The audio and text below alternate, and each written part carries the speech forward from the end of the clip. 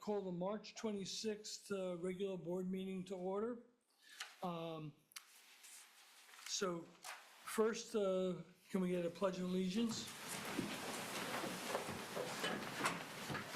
I pledge allegiance to the flag of the United States of America and to the republic for which it stands, one nation, under God, indivisible, with liberty and justice for all. Silence, please.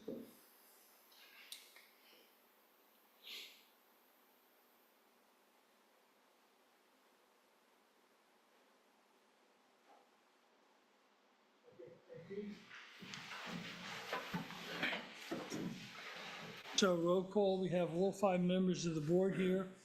Barbara Curtis, Preston Lee, Richard Nichols, and Bob Heffernan. The mayor, Andrew Williams, is here.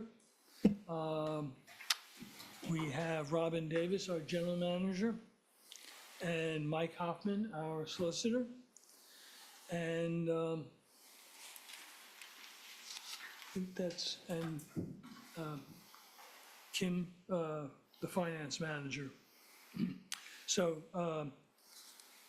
the consent agenda. So there was some discussion last time about pulling the treasurer's report. And as was pointed out to me, this is supposed to be the treasurer's report for you, Mr. Nichols. This is not the treasurer's report that Kim presents.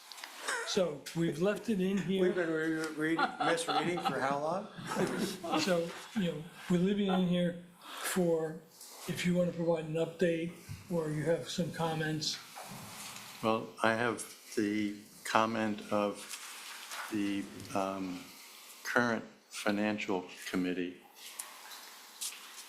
is on the agenda. It's on the agenda though. It's item Yes, that's 20, right. and that's what I want to report on. Okay, then we don't need to. So does anyone want anything pulled from the consent agenda? Yeah, a couple of errors in the minutes. Okay. Are they typos? Or Well, clarifications. All right, well, then let's pull them and we can get to them. Okay. So with the exception of the minutes, do we have an acceptance of the consent agenda? So moved. Second? Okay. All in favor? Aye. Aye. 5-0. All right, receive the Inframark report.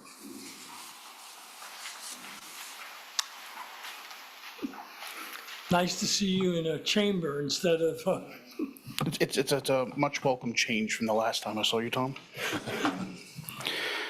Okay, so last month, or a couple updates, the pumps for the old EQ wet well have been selected. We went over those, GMB signed off, they have been ordered, and we are awaiting their delivery. Is Last that a month, long time or a little, what's that? how long would that be? I believe it was 8 weeks was the lead time we had for those. Maintenance activities last month, our trash pump, we had to have rethreaded because the spark plug, when we tried to change the spark plug, the threads had gone out, we had to have that done. We replaced the batteries for the BPW truck and the Godwin bypass pump. We have also moved that over to a different building and put it on a trickle charge to make sure that that's ready to go at all times. All the floats at Pump Station 14 were changed out. And we also did do an entry into the Kubota tank, which we had looked at in the past, the digester anoxic tank. We cut out large sections of the coating that was inside of that was causing issues with the pump. We removed what we could from that, and the pump seems to be running significantly better now. Is that a confined space entry? It was. And the tank was empty at the Yes. time? We Was drained the it out. fire department there for backup, or were you No. do that all internally? We do that internally. Okay. Thank you. Not on this report, but since this report was written, we are in the process of doing the chemical cleans on the trains Train 1 has been completed. Train 2 is actually in progress as we speak. Train 3 and 3 and 4 are going to be more of a challenge. We're going to try to do the cleans on those, but we are going to have to look at replacing those slide gates. So, And that's what I was gonna ask, is that I don't see that under the project section. no, so I've just recently spoken to a couple contractors. We're going to try to find someone to provide them. So from what I've gathered, we don't have any significant records on the manufacturer, and the contractor who installed them is no longer in business, of course. So we can do a partial clean on those trains. Unfortunately, the idea of trying to have a higher level prohibits us from using air to scour the membranes. The air then goes to the lower trains, it's either path of least resistance, so we can't get a full scour on them during the cleaning process. So does that mean you'll have to remove them and We clean may them? have to pull them and spray them off and do some light picking. We can still do a chemical clean, I just don't think it's going to be as effective as I'd like it to be. Okay. Because we're going to have more bacteria in the train, we can't remove as much as we can due to the leak in the gate. So any idea of approximate lead time for No, the gates? we do not, I do not have that. So we're going to, like I said, we're going to work on getting that and getting a quote for it. And then we'll see what it's going to take to replace those.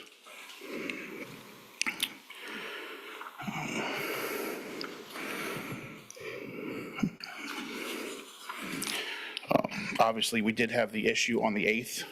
Not sure if we wanted to discuss that or not, or where we want to get into that. Well, I think what I want to specifically make sure that the public understands is that there was no discharge to the surface, any surface stream or the canal. No, The discharge was limited to within the plant area and then ran out on the shoulder of the American Legion Road. Yes. And was contained there and was cleaned up, was vacuumed and cleaned up. Yes. So, you just don't want any confusion that that it had anything to do with like the prior event we had. no, so we did not discharge anything during that time. And just as a precaution, we did pull samples from the canal following the event and had tests run for every parameter that we would normally have run. And everything came back with great numbers. And just to reiterate exactly what you said there, is there was no requirement to test the canal. No. But it was just as a precaution. Yes, To show that there was nothing there. But the flow was going towards American Legion and, so. All right, thank you. yes, sir. Questions? Yes. Okay. The sludge operations and disposal, liquid hauled, I see it says Sussex County. Did they do the hauling, or are we still using Clean Delaware for the haul? So that's just how much Sussex County receives from us. So all of our sludge is hauled to the county, but they do not haul the loads. So I touched briefly on attempting to have them haul loads again. I'm not sure that that's gonna bear fruit.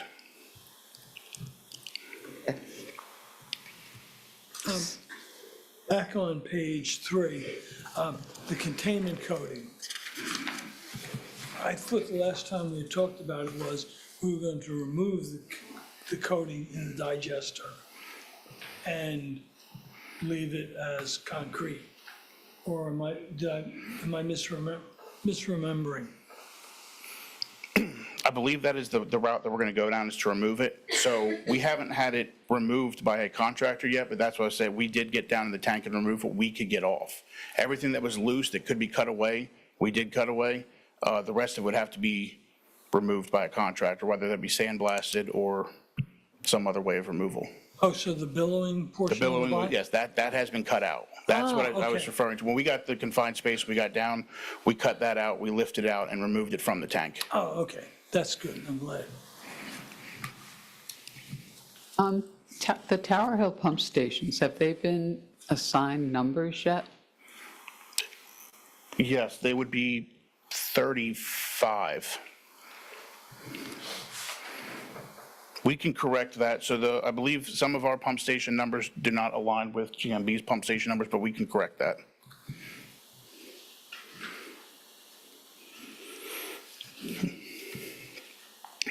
And I noted a couple of the pump stations needed housekeeping. Yes. What does that mean, housekeeping? So Dusting, cleaning the windows. some of that might be weed removal, sweeping up, removing leaves, anything like that, trash and debris that might be blown around. So we will be taking care of that. That's actually in process as we speak, well, currently.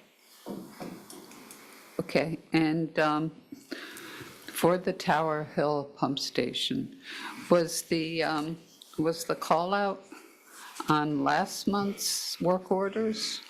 Because I didn't see it on this month's.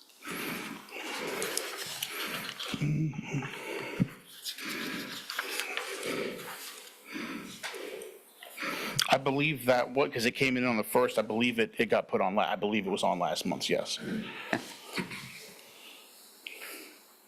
Okay, that's all I had, thank you.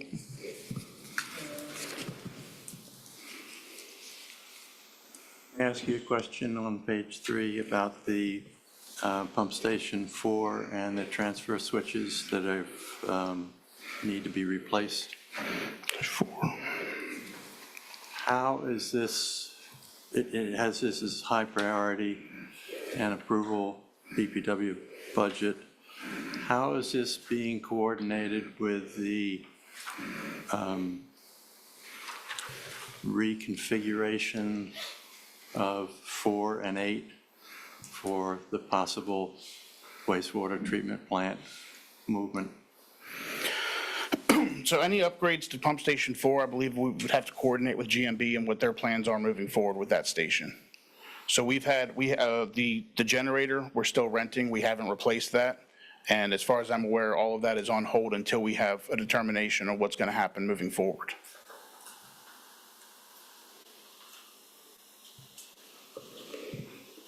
So is the ATS a transfer switch?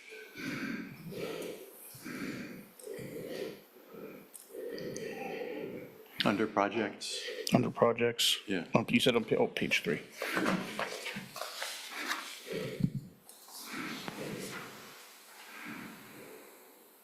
Yes, so the transfer switch, we haven't replaced that. So currently we have a transfer switch, but it's a manual switch. So we would have to go in and manually switch over to the rental generator. The conversation was if we got to a permanent generator, we would have a automatic switch. When the power changed over, we would go in, it would just automatically transfer. We don't have that currently. So like I said, everything involving that is currently on hold until we know what's going to happen with Pump Station 4. Okay, so that would seem to imply that the priority level is not high. Or if it's high, what about it can be done and fit with the proposed solutions, possible solutions relative to the wastewater treatment plant relocations? So I would say that pump station, that situation is still high, not having the generator, because it's still it is the most critical pump station. As it stands, the generator we have on rental can run 1 pump, not 2. As far as what could be done, again, that would depend on what's going to happen moving forward. We've gotten a quote for the generator to be replaced, but we're not doing that until the plans have been approved moving forward.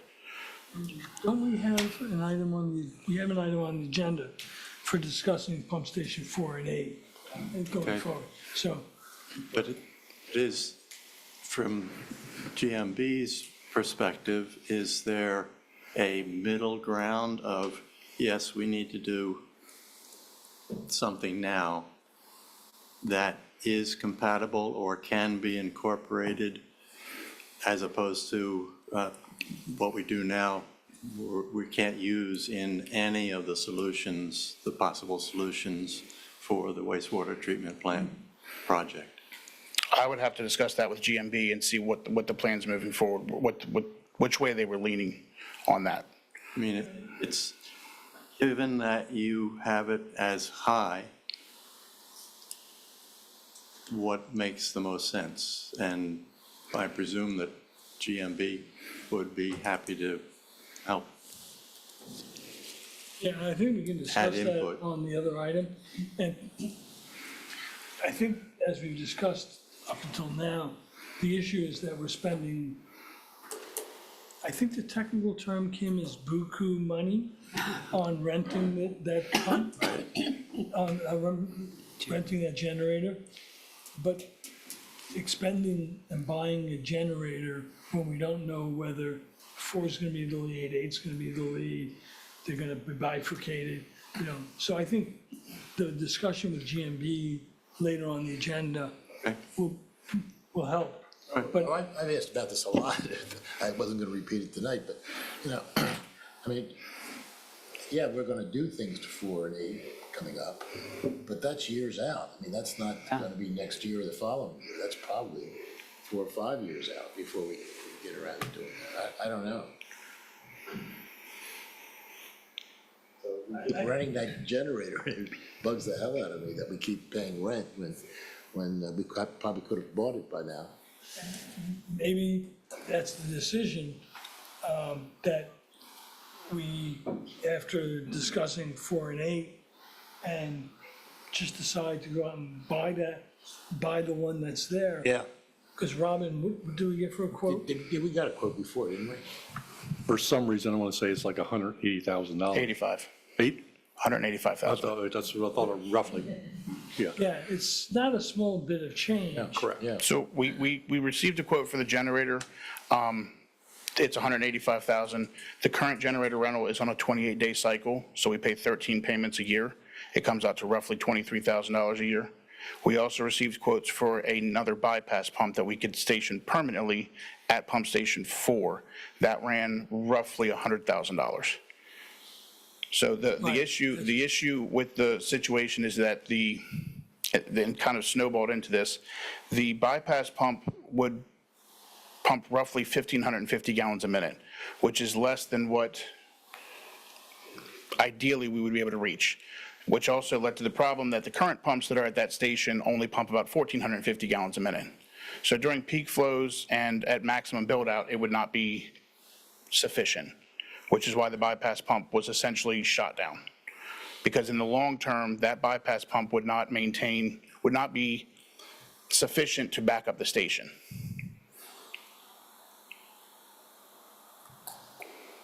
But that is what has also led to the redesign of the station in general, because we're going to have to increase the size of the pumps regardless. Yeah, and you're right, Press. I mean, we've been discussing this for years now. Okay. I remember I was a wee little child and, So if we could put a little more effort into clarifying what are our choices and what are the costs and the time frame, would probably be helpful rather than just kind of looking at this, oh, it's high and it's a BPW project and, you know, we're in limbo and it's a long term. It's kind of like the critical issues that we've been looking at for years, the pump stations that don't have replacement pumps. Right. So I mean, the- They're vulnerabilities. $23,000 is basically 6 years of rental. So,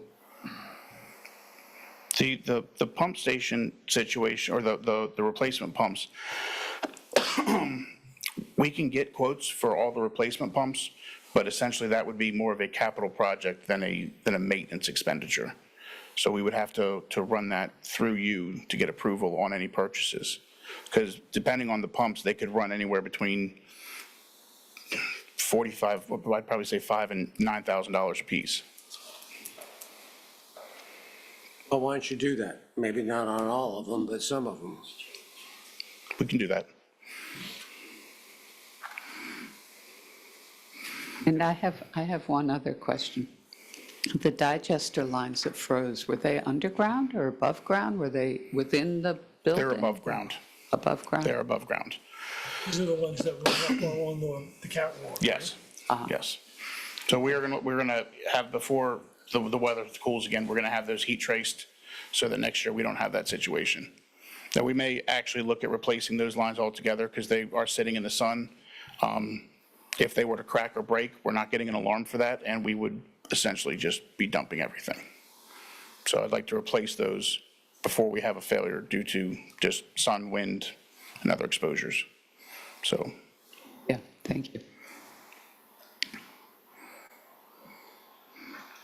And so under call-outs, the March 8th will be on the next report, yes. I assume.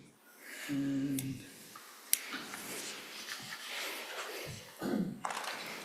on the Viola report, and these are not numbered, but it says,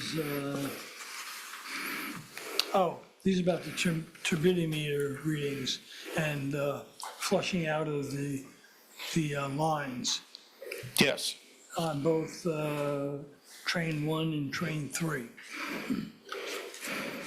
So we will, yeah, those off of that report, we're just going to be replacing those lines altogether.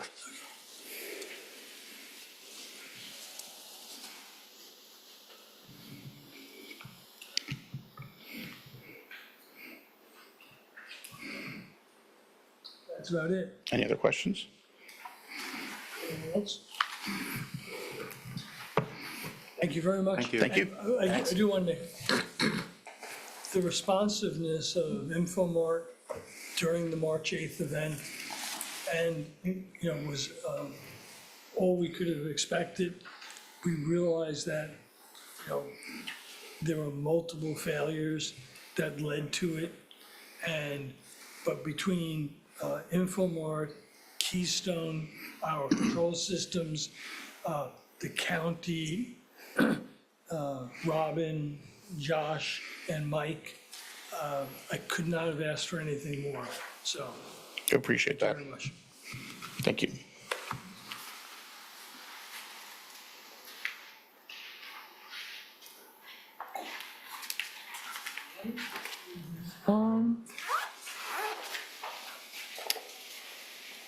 Oh, it's me. So, we continue to have meetings with the county over the wastewater treatment plant. I had a meeting with Jane Greenbaum. She's one of the new commissioners for Sussex County. Had a leadership meeting with the city. We met with Sergeant Lundy yesterday? Yes. Time flies. On undergrounding power lines, specifically with the 4th Street project, but just in general of what it would take. And we will be coming back with a report out of approximate costs, view sheds of what the area would look like, because I don't know that everyone is aware that everything that's on top of a pole, transformers, switches, all would need to wind up being placed on the ground then. So we'll provide some sort of rendering that would show what that would look like and cost-wise.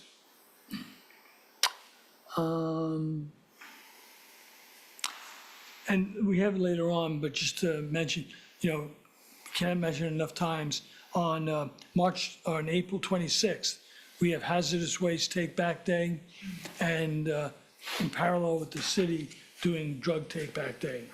So that's always a good event. Pray for good weather. Pray it doesn't snow. All right. Mr. General Manager. All right.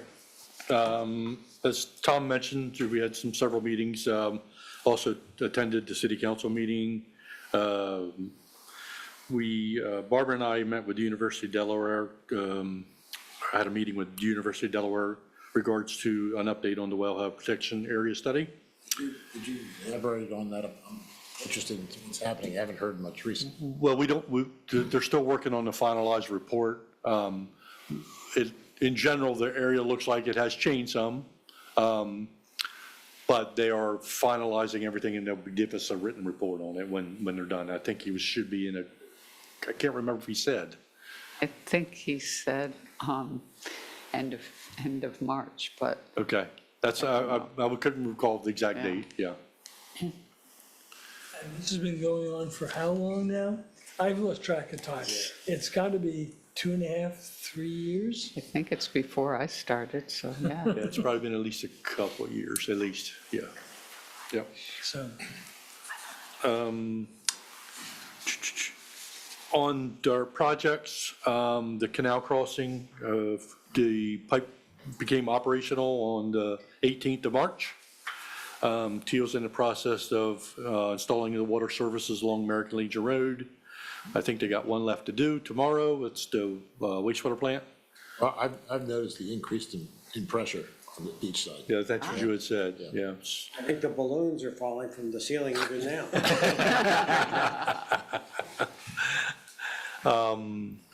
Hopefully then they'll start on the final site restoration, this paving of the streets and all the so you just cleaning want up the to grass. add in on that is that, last October, wasn't that when the pipe broke? I think it was October. The August? Oh, Yes, you're right, I'm sorry. The teamwork of GMB, BPW, DEMEC, Corps of Civil Engineers, to pull off the project. And luckily, the designs, we had already been anticipating doing this. And even with the problems that we found, or we had during the drilling, it basically kept pretty much to schedule. And so I really want to call out to everyone I mentioned and to Teal and especially Spring Associates who did the boring themselves and were top-notch to work with. So I think it's a round of applause for everyone on that effort. impressive. As far as the Wellfield Header Project, we actually have 4 of the wells have been completely tied into the new header pipe. They're currently working on well number 1 right now, which is the last one.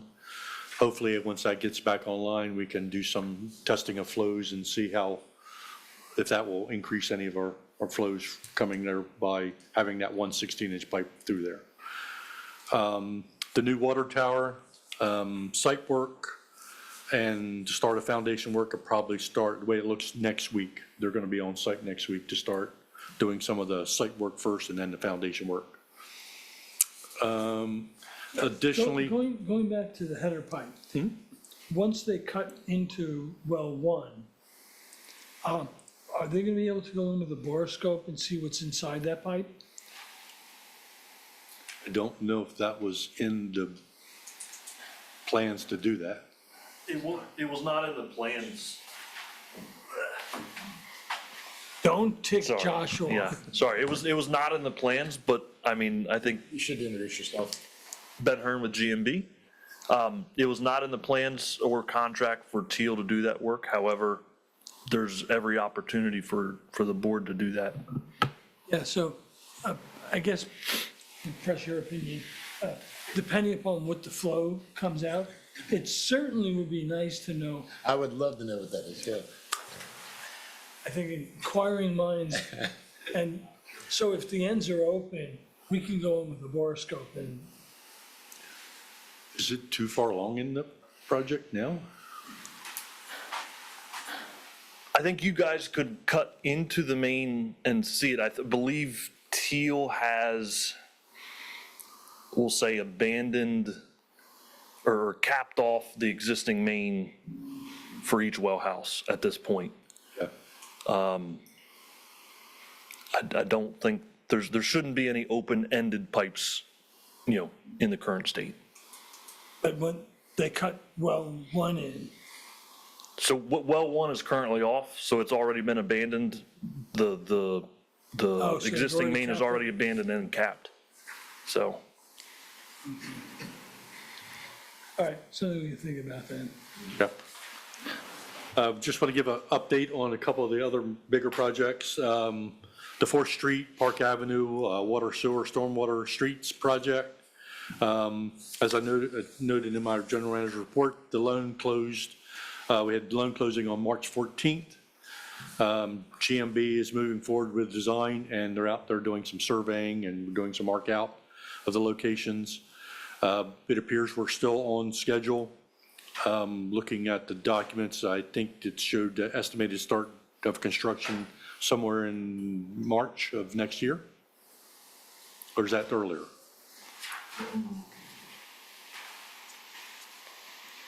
Ben Hearn, GMV. 4th Street, I think the targeted was, I want to say September of '26. Not On March? not March. I believe there was, I forget exactly when it started, 14 months to get to the first construction season. We do that work, because we wouldn't want to start a project in March, because then it would go through the summer. Yeah, I was just looking at the Season. paperwork, and I thought that it said March on it. Gotcha. Maybe it was originally when it was the first. But the estimated completion date is still June of '28. Correct, yes. Yeah. The Hornkill project, same thing, water, sewer, and streets. This includes the whole running the existing, who have the individual properties that have existing water and sewer, and including the 11 that are currently on wells and septics. Same thing, we did the loan closing the same day we did the 4th Street project. GMB, or we'll be sending out letters to the residents asking, GMB is going to be out there on site trying to find locations of existing wells, septics, other things that need, relevant, because all that has to be, for those 11 properties specifically, has to be identified so we can figure out how to run our new piping to them. Estimated completion date on that project is June of '26. Capes Cove, one of a little smaller one, it's a 13-unit mobile home facility, park out on New Road. Working through the final design phase, getting ready to move towards approval of the permits. Estimated start date is August of this year, completion March of '26. So that's kind of the bigger 3 that we have kind of in the works moving up, so, other than the current projects we have.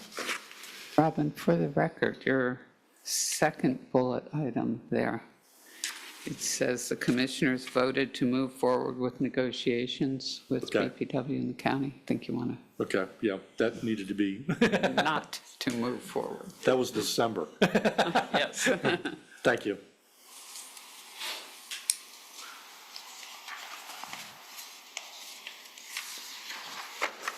All right, anything else? So now we move on to the finance manager's report.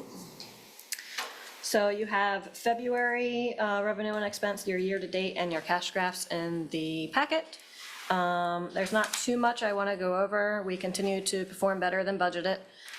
There are a couple accounts that we're keeping an eye on. State Park, we had very low readings for the past few months, and then this month it came in very high, so we think that is resolved now. So we're keeping an eye on their water meter. And Excel Care, they're using about 50% more water and sewer than Harbor Health, so we're watching that too.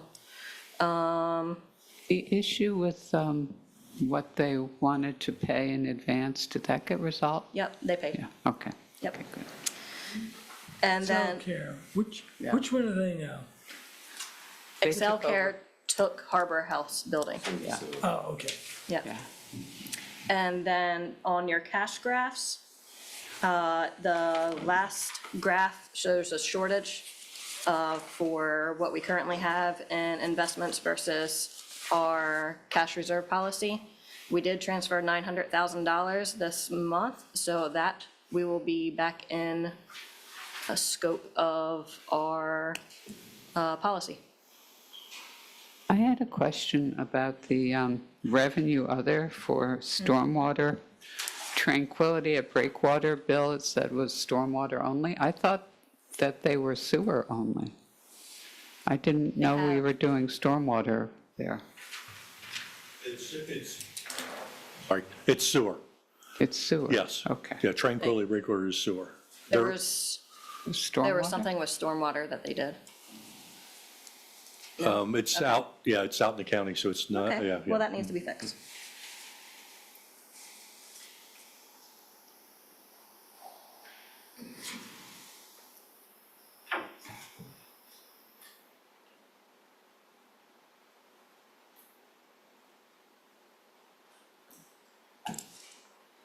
That's all I have.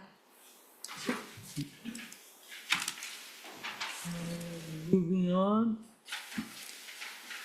Presentation by DEMEC. We have Scott Lynch with us.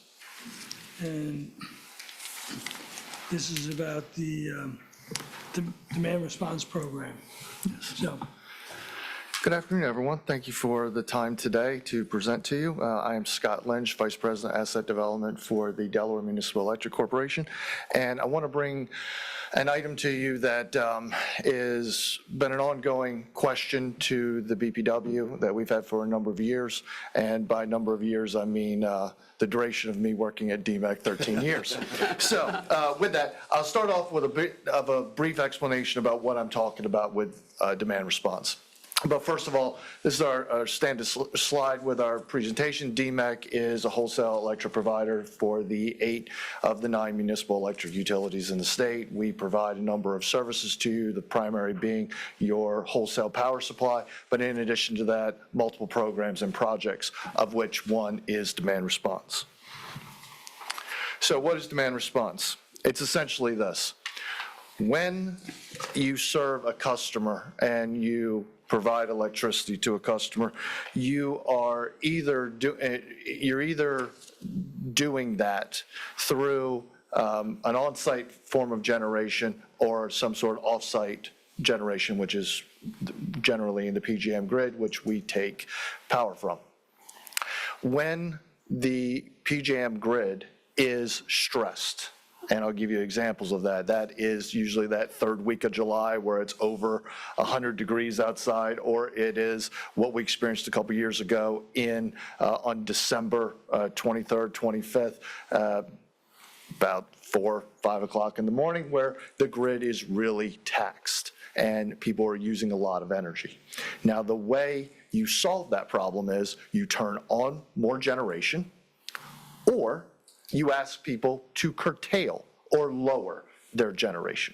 So you can do it one of two ways. And in that graphic there, you see that clipping of a rising peak. Now, the benefits of reducing you asking people to curtail is that you're not subject to a malfunction of a power plant. You're not subject to the will gas be available, will oil be available. You're actually asking people to go over, turn lights off, turn equipment off, turn things off that reduces the load of the customer, reduces the load to the town, reduces the load to PJM. And thus, we prevent the lights from going out. That instance we had in December was an instance where there are 14 levels to get to before things get really, really bad. I was up for 18 hours over the evening and into the next day, making sure that the power stayed on. And we got to level 13 of 14. Level 14 is where Delmarva Power comes in, flicks a switch, and the whole town goes off. That's where we were at that critical moment. So demand response is a very critical part and good component to Excuse me, and in level 13, you were turning off lights at the power plants. Correct. We were actually at our power plant in Critical. Smyrna, and the operators working in the dark. so this January, was there any issues? We had 2 near issues, but they ended up being called off because load did not materialize. Okay. But it's something that we're watching all the Because time. of the length of time and how cold it was. Yes, Okay. yes. But This is the instance. So that's what demand response is. It's an activity, either you turn on more generation or you curtail load. Now, some of the ways that's done, Where are here's a we few in the examples. priority list? Excuse me? Where are we in that priority list when you hit the 14? That is a call for, Delmarva Power. I mean, some of it's, because some of it's going to be transmission related. Yes, And we're at the end of the extension cord, so. yeah. And there's a plan that they go through, but I wasn't, that's their plan that they initiate, and that's why they tell us, let's take proactive action before they have to make such a thing, because you're trying to avoid a cascading failure of the regional grid.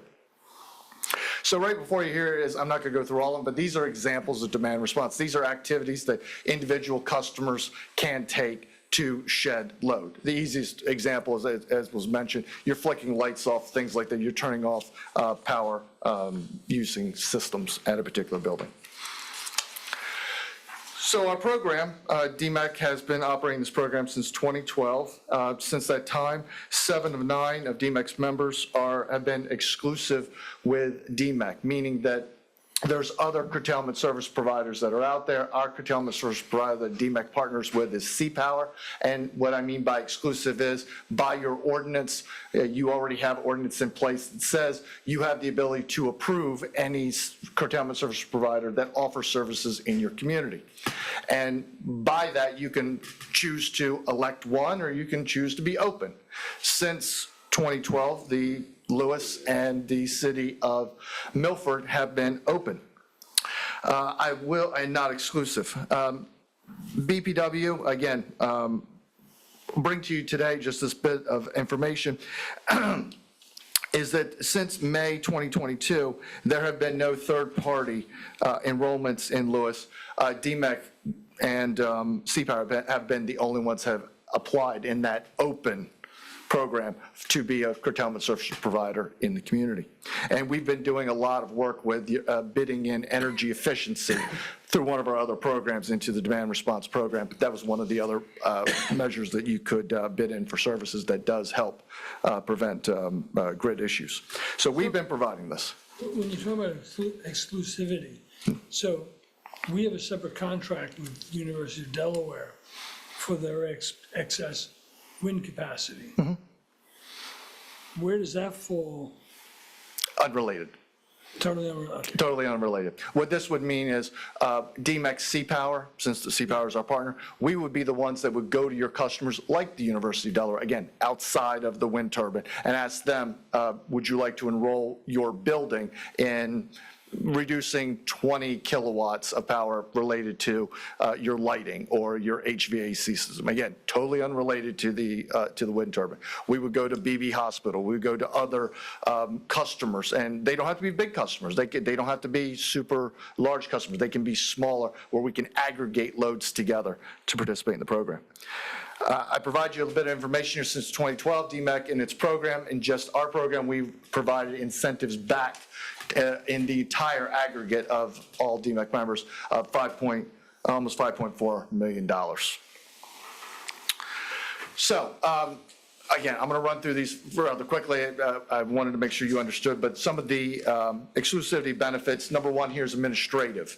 DEMEC, we manage this program on your behalf. That's one of the services that we do. So it does require work. It does require effort. And recently, the PJM, the regional grid operator, has asked more of DEMEC to take on providing data validation. That data validation would be also coming to you for data to confirm data is correct. So we're having to take on a greater role. And with it just being our DEMEC and CPower providing this service in your community, we're able to streamline the process for us. It also ensures you're only dealing with one vendor. You know who it is. With us, you know what we're offering, you know exactly what we're going to do and how we're going to do it. And again, the point about verifying data is a big thing that just came up from PJM. One of the bigger points is higher incentives. There are curtailment service providers out there that offer a split to customers. Essentially, if you enroll them in to get $1,000 worth of incentive, they'll make some sort of split with the customer and say, of that $1,000, you'll get 800 of those dollars, and we'll take 200 of those dollars. That's a standard offer across all curtailment service providers, not the number, but just that idea of working with a split. But those splits could be anywhere. They could be advantageous to the customer, something on the order of 80%. They can be disadvantaged to the customer, something lower to that, a 50-50 split, a 40-60 split, something along those lines. DEMEC negotiated with CPower to have a minimum floor. So 78% guaranteed. It can start at that point and it can go up from there. It's a negotiated point with the customer. So we put a floor in to ensure that customers at minimum would always get 78%. In addition to that, customers that enroll with us, they get an additional shared savings with DEMEC of 5% for each coincident peak that they reach. Now, why can DEMEC offer that incentive? It's because of this. We are your wholesale power provider. When we go to the market, when we show the market how much we need to buy, when the peak that we're having to buy is lower, that lowers the wholesale cost that we give back to you to sell to your customers. So essentially, by us giving a shared savings to the customer, we are able to incentivize those to actually do work when we request them to do it. Scott, when you say 78% or 5% additional, is of what? So when what? Of this, so for example, the PJM Regional Grid, there's a demand response program they have. When you enroll a customer into demand response, an incentive is calculated. So for easy math, I gave the example of, let's just say you said you could do 10 kilowatts of load shedding when we would call upon you. And let's just say that 10 kilowatts is worth $1,000. That's an incentive that PJM would pay to the customer to do load shedding. That's where the money comes from. That money is paid by you through DEMEC to PJM for what our peak use is. So essentially, the money, where's it coming from? It comes from somewhere. It comes to PJM. Where does PJM get it? It comes from us. So what we're trying to do is we're trying to lower the amount of money that DEMEC has to pay on your behalf to PJM. Thus, when we pay less money, you pay less money and can lower rates. And so, clarify me if I'm wrong, but besides what you talked about for the specific customers that are part of demand response, it actually rolls over to everyone because the congestion charges go down. Correct. So, I've said this many times, is a very large portion of our electric bill is congestion charges. It's the coincident peaks that he's been talking about. So even getting the hospital and Harbor Health and, the school enrolled in this would benefit the entire customer base of Lewes BPW Yes. with no commitment on their part. Yes. Yeah. And the fact that we even have this program going on in the other DEMEC territories, by the fact that we are helping reduce and they're contributing their part, that is further helping lower the overall cost to Lewes BPW.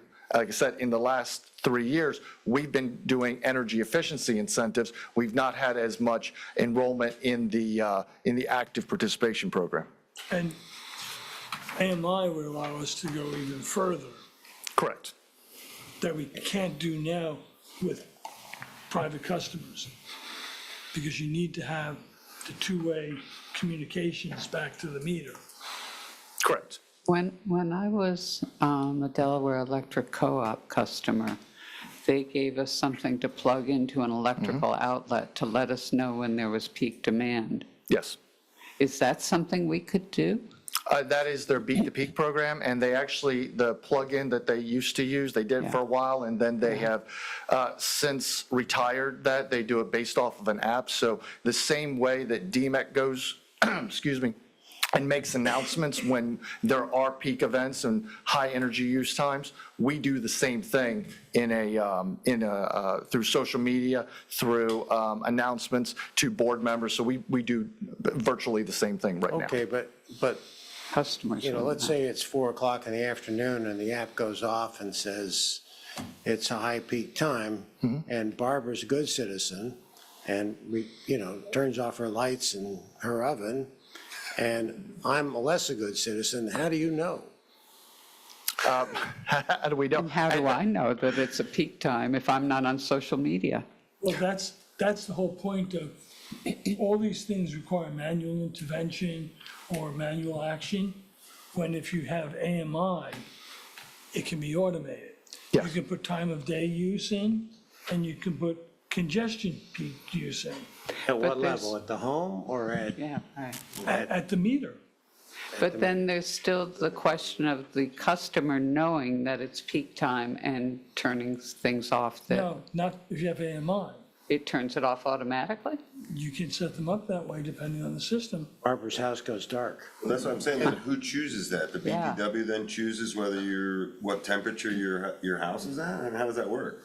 Well, people would have to sign up, but what I'm used to is, the general philosophy is that you have the right, that the system has the right to turn the temperature up 2 degrees or down 2 degrees. So it's not, Your yeah, it's, and those type of shavings can be during air conditioning season, or, Yeah. Yeah, that level to the residential level, we're not talking getting to that level No, right I here. understand that. This is simply saying, but those are levels you can build onto. As Mr. Burnett said, if you institute something on the order of, and you say, well, we're going to put a program in place that people could enroll in, not be forced to be in, but could have voluntarily choose to be into, then very similar to like what Delmarva Power has, if you enroll, you would get like a thermostat that they could control, and that if it takes a certain action to a certain time, they'll provide you an incentive. Right now, what we do is, as you mentioned, DEMEC puts out a notification that a peak event is happening. We send that to the Lewes BPW. They make announcements however they make announcements. We said to our board as well, and it's a volunteer program. So whether or not a customer is aware of it or not, there could be some customers that are more aware than others. Those that are more aware have the choice to voluntarily do what they can. Okay, They're so- not being compensated So for if we volunteer, and round numbers, we buy $1 million a month of electric power at the utility level, how much? Well, How much would our bill go down? Well, that's the interesting part about it is the way the market is right now, the way demand response is valued is that it's valued 3 years ahead of time. So what we would know is, we know what the price of capacity is 3 years from now. Now, there has been some issues in the market trying to do proper auctions, but generally, we would know what the value is from year to year on you taking a particular action, and for you taking it how long. So with demand response, we can go to a residential customer. Typically, we're talking here about commercial customers, but we can go to them and say, we identified you as a customer who could participate in this program. We can identify what the value is of you turning off certain load, and we can tell you what, if you take the action that you say you can take, what will be the financial benefit to you. Okay, so maybe everybody else understands this, but I'm a slow learner. And so let's say we sign up on this. Does my $1 million go? Yeah, I guess that's what he's asking. Do we go to 780,000? I mean, is that, Oh, no. This is. that's what you're asking? Yeah. Because I'm this is to asking- the end customer. So this is a customer. So in the instance where I said, if you were a business, in the example of, I said you were reducing your load by 10 kilowatts. Again, this is an enrollment program. The customer participates. If the customer were to enroll in the program and say their total incentive would be $1,000, by that calculation right there, that customer of the total incentive would get $780, and the vendor, CPower, would get $220. It's a split. Now, if you don't enroll in the program at all, then you're not a participant in it. However, when a customer does participate in this program, now, the top part, what I'm talking about right here, is a program responsible by PJM. They are the ones who are initiating this event. And the purpose for it is those events I talked to you, emergency events. That's the high electric load in the afternoon of the summer. It's that morning activity in the wintertime. That's emergency. The second incentive below it is the incentive where DEMEC says the cost of capacity outside of emergency, there are 5 times a year when our capacity is evaluated. If you, customer, outside of an emergency, participate as well on these dates that are going to impact the wholesale cost of electricity, we will offer you an additional incentive. If you're not a participant in the program, then you don't get any money. But the overall lowering and the impact to the wholesale rate is directly impacted by how well customers participate. Yeah, and not to dwell on the AMI, but it would require a completely new rate structure. So as Scott pointed out, and I'm glad you corrected me there, is the customer will have the option of opting in or opting out. But if they opt out, they're gonna get charged a flat rate that we're gonna have to calculate to make sure that we stay whole, versus if they agree to the 2 degrees and other major loads that you can put electronic devices on, then they would get, the benefits of time of day calculations and such. Yeah. And what I do want to say is what we're speaking about right here is nothing new. This is something that's already been happening the last 13 years. It is already going on right now. The only thing I'm bringing before you right now is the issue of, is your utility open to other demand response providers providing a service, or would you like to make it an exclusive arrangement between DEMEC and our partner CPower? That's all that I'm asking for, because this already exists right now. This is nothing new. We've had this for the last 13 years. So with the benefits, again, when I was going by this, and I'll get to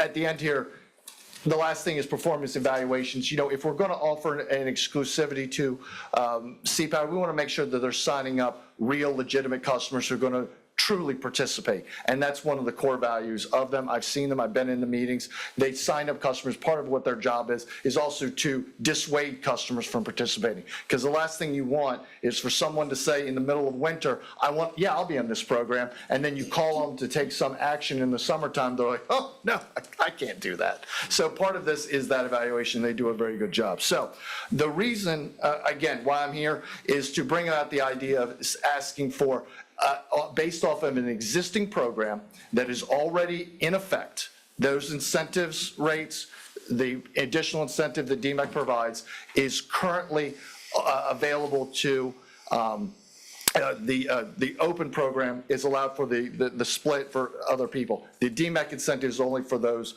that enroll with us. So the reason why I would say today, if you were to elect, as I'm recommending, to go with exclusivity, is this. As I mentioned previously, why was exclusivity not made available? Previously, there were other vendors that were already in town, and the board didn't want to kick out somebody who had existing contracts. So they said, we don't want to have exclusivity. That does not exist today, and it does not exist for almost 3 years. Reason number two, yes. Just on that point, is that was back in the Wild West days. Yes. When deregulation was in place and all of that. So those days are gone. Yes. So what you're saying is some of our commercial customers had contracts with other curtailment services providers? Yes, and that doesn't exist right now. Okay. So we have that. Number two, the price of capacity. And the reason why electric rates have gone up recently is that cost of capacity has gone up significantly, and you've probably seen that. The because the cost of capacity has gone up to historic levels right now, it's bringing anybody out of the woodwork to try to get involved in this program. Some reputable, like CPower, some not so reputable. So it's a protection against those that are just trying to take advantage of a market opportunity. A third reason to look at this is that, as I mentioned, we, DEMEC, are here to help lower your cost of power, meaning we offer this additional incentive to help lower your cost of power. Other curtailment service providers have no financial interest in helping you out. In my report here, it says in the last 11 years, there has been only one curtailment service call by PJM, and that was the one I mentioned at Christmas time a couple of years ago. Everyone else who's out here who's a curtailment service provider cares about the emergency program by PJM, and that is the bread and butter program because they call it the do nothing program, meaning they get paid and they do nothing. It's the do nothing. Why wouldn't you join up for the do nothing program? But DEMEC is not part of the do nothing program. We are here to actually help you and help your residents lower the cost of power, which is why for that exclusivity, we offer the additional incentive and we work diligently to enroll customers. So, and along that point, if you can expound on what you know from DEMEC's side, this is not a short-term demand issue problem. It's going to take years to build power plants to get to the point where we don't reach crisis level 13 or 15. Yes, it could take years to build power plants. This is an activity that can be initiated by the enrollment of a customer. And the power market, power plant construction market is so up in the air right now. I do not foresee from reading the journals that this is going to be something we're going to grow out of in the next 5 years. Yes. And as you mentioned before, you are at the end of the extension cord. You have one feed coming into your community. DEMEC is actively working to try to help you get a second feed coming here to build redundancy. But a way to mitigate that issue is to have a means to allow your customers to protect their own grid, to protect their own costs, and that would be with demand response and exclusivity arrangements. So if we sign up for exclusivity with DEMEC and CPower, who approaches our customers? Do we have to approach them? Do you approach them? It would be myself and CPower. Okay. And I've been doing, like I said, I've been managing this program for the last 13 years. We go to customers, we engage with them. Some of our customers, we go everywhere from the biggest scale of University of Delaware down to, some of the smaller ones are retirement communities, retirement homes. They're open, they're community centers. We go Does it there. apply to government, like the Cape Henel Open Park or DRBA, their ferry terminal? Does it? Oh, absolutely. Some of our government, we have the city of Seaford is in our program. We actually enrolled their water pumps. We enrolled the city of Newark's water pumps. We enrolled the town of Middletown's water pumps. So that's just basically saying, store the water earlier in the day. Don't turn on the pumps when it could be a high peak time, and they make money. Could I ask you a different question? Sure. What are any reasons or circumstances not to be exclusive?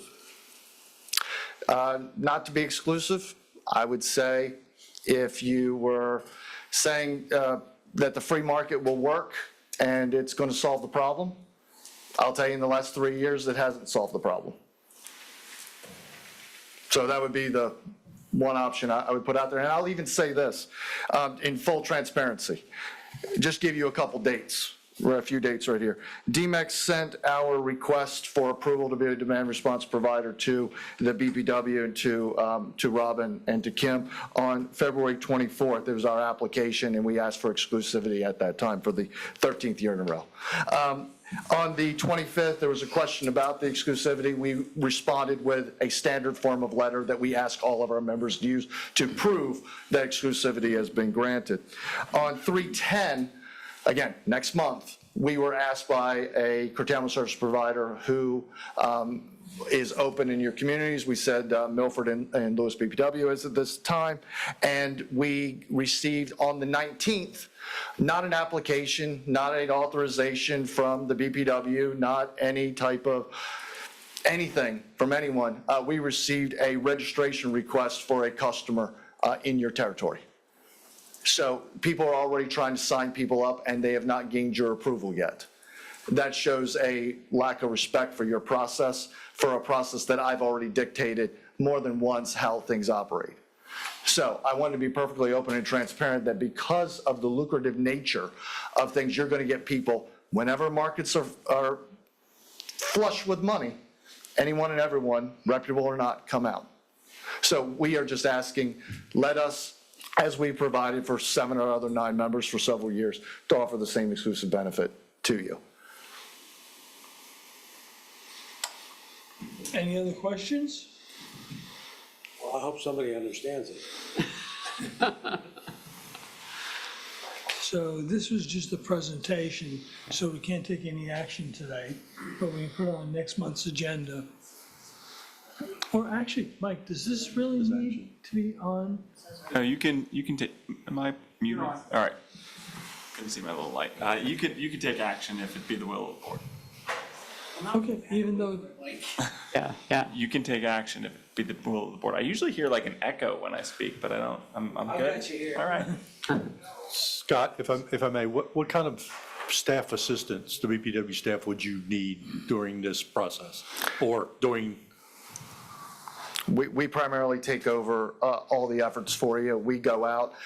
So from an administrative standpoint, the application from us that you have in place right now, I simply need you to sign the second page and send it back to me, authorizing DEMEC and CPower to be, 1, a provider, number 2, the standard template that we provided to you, if exclusivity is granted, for you simply to put that on your letterhead and send back to us. Beyond that administrative step, it would be, if, as we do with the Efficiency Smart program, if you have any vendors, businesses that you would like us to approach and be a part of, we would welcome any assistance that you could be in just assembling an appointment and helping us get in the door with your backing. And then beyond that, any time that you would like to dedicate being there. After that, we take care of the rest. Very minimal staff involvement, and then if a customer does sign up, we may ask you for some data. And this is a yearly renewal? Yes, DEMEC has purposefully made it be a yearly renewal for ourselves and for ourselves and exclusivity with customers. So we make sure that we are just like everybody else. Can you estimate the benefit we would get in hard cash? Sorry. Can you estimate how much money we could save? I think that's, rather than saying we get paid. How much would that benefit us going forward for our usage and so forth? For you, so if the BPW were to sign up itself as a customer? Yes. I can get back to you with that calculation. And I can give you a sample. I can just tell you right now that the price of capacity is $269 a megawatt day. And I can multiply that out and give you a sample if you were to install, if you were to say the city of Lewes BPW could reduce load by 1 megawatt of using its own facilities to make that Because that's the megawatt, what that bottom value would line, be. that for the decision, I think, what does it do to benefit us? it's the decision for our portion of the revenue, but for our customers and for the general grid, it's totally independent from that. Right. I mean, so, we could we're putting in a new 1 million gallon water tower. And right now, we can't put the wells on any program. Because we have 300,000 gallons in the air, that's it. But once that 1 million gallon tank comes on, we can consider what you proposed. But, final construction of the tower, Robin, is next year? October. But we could even enroll this building. And, Well, the city owns that. to some level, and the city could be the, Well, that was a question I had regarding, you mentioned something about proof, you need proof that no one's involved in other programs, and you had assurance that no one was involved in any programs. Now, what are you basing it? Is there a list of people who are already, so. based on all the vendors? Yeah, so we have other vendors that have requested approval in the communities, and I know who has requested approval in the past. You have to request approval annually from us, so I know exactly who is approved and who's not, because our process is, if someone, previously in Lewes, when someone wanted to be approved, they would get a copy of our application, we would have them fill it out, send it to me, I would send it into the GM for authorization, and then I put that in my list of who is operating in Lewes. There is, as of right now, in basically the last 3 years, no one has requested approval except for DEMEC and CPower. We've been consistently requesting approval and have been helping your customers. Okay, because that would be a concern of yours and mine would be like taking something away from, that they've already got in place again, or. But yeah, it's just, I just gave the instance, I had someone right now who is already trying to sign up customers, and they've not even been given your approval yet. So I'm trying to show you the case of, in this instance, if you were to grant exclusivity with them, I would go back to them and say, I'm sorry, you're not abiding by the process that is in place. Exclusivity has been granted here, and we'll help your customer. Now, this isn't the same type of service where you go to businesses and educate them on just how to be more energy efficient throughout the day. Oh, no, That's not gonna, you're not taking that option away from a business. Oh, absolutely not. That's the other program that we run also on your behalf, Efficiency Smarts, where we go to businesses, we help individual customers throughout the day try to lower their energy use. So that maintains, that stays. This is, if you could think of it as a snapshot in time where the rising energy of the grid is coming here, we're trying to make it drop down. And it's a momentary time where we're trying to help. And then in emergency events, and then those other 5 coincident peak times that average out to impact the overall capacity cost that DEMEC has to pay on your behalf to supply your electricity, we try to go after that as well. Not just emergency, but actually the economics. But to your question, efficiency will not be touched. We actually help and enroll those customers that do efficiency. You can enroll the work that they do. Like like for example, in this building, if our efficiency program came in and changed out all the lights or changed out the HVAC system and gave you an incentive for it, we actually take the projects that were there, we give them to CPower. CPower then bids that in and gets a further incentive for the customer. So it's a marriage that works very well. any other questions?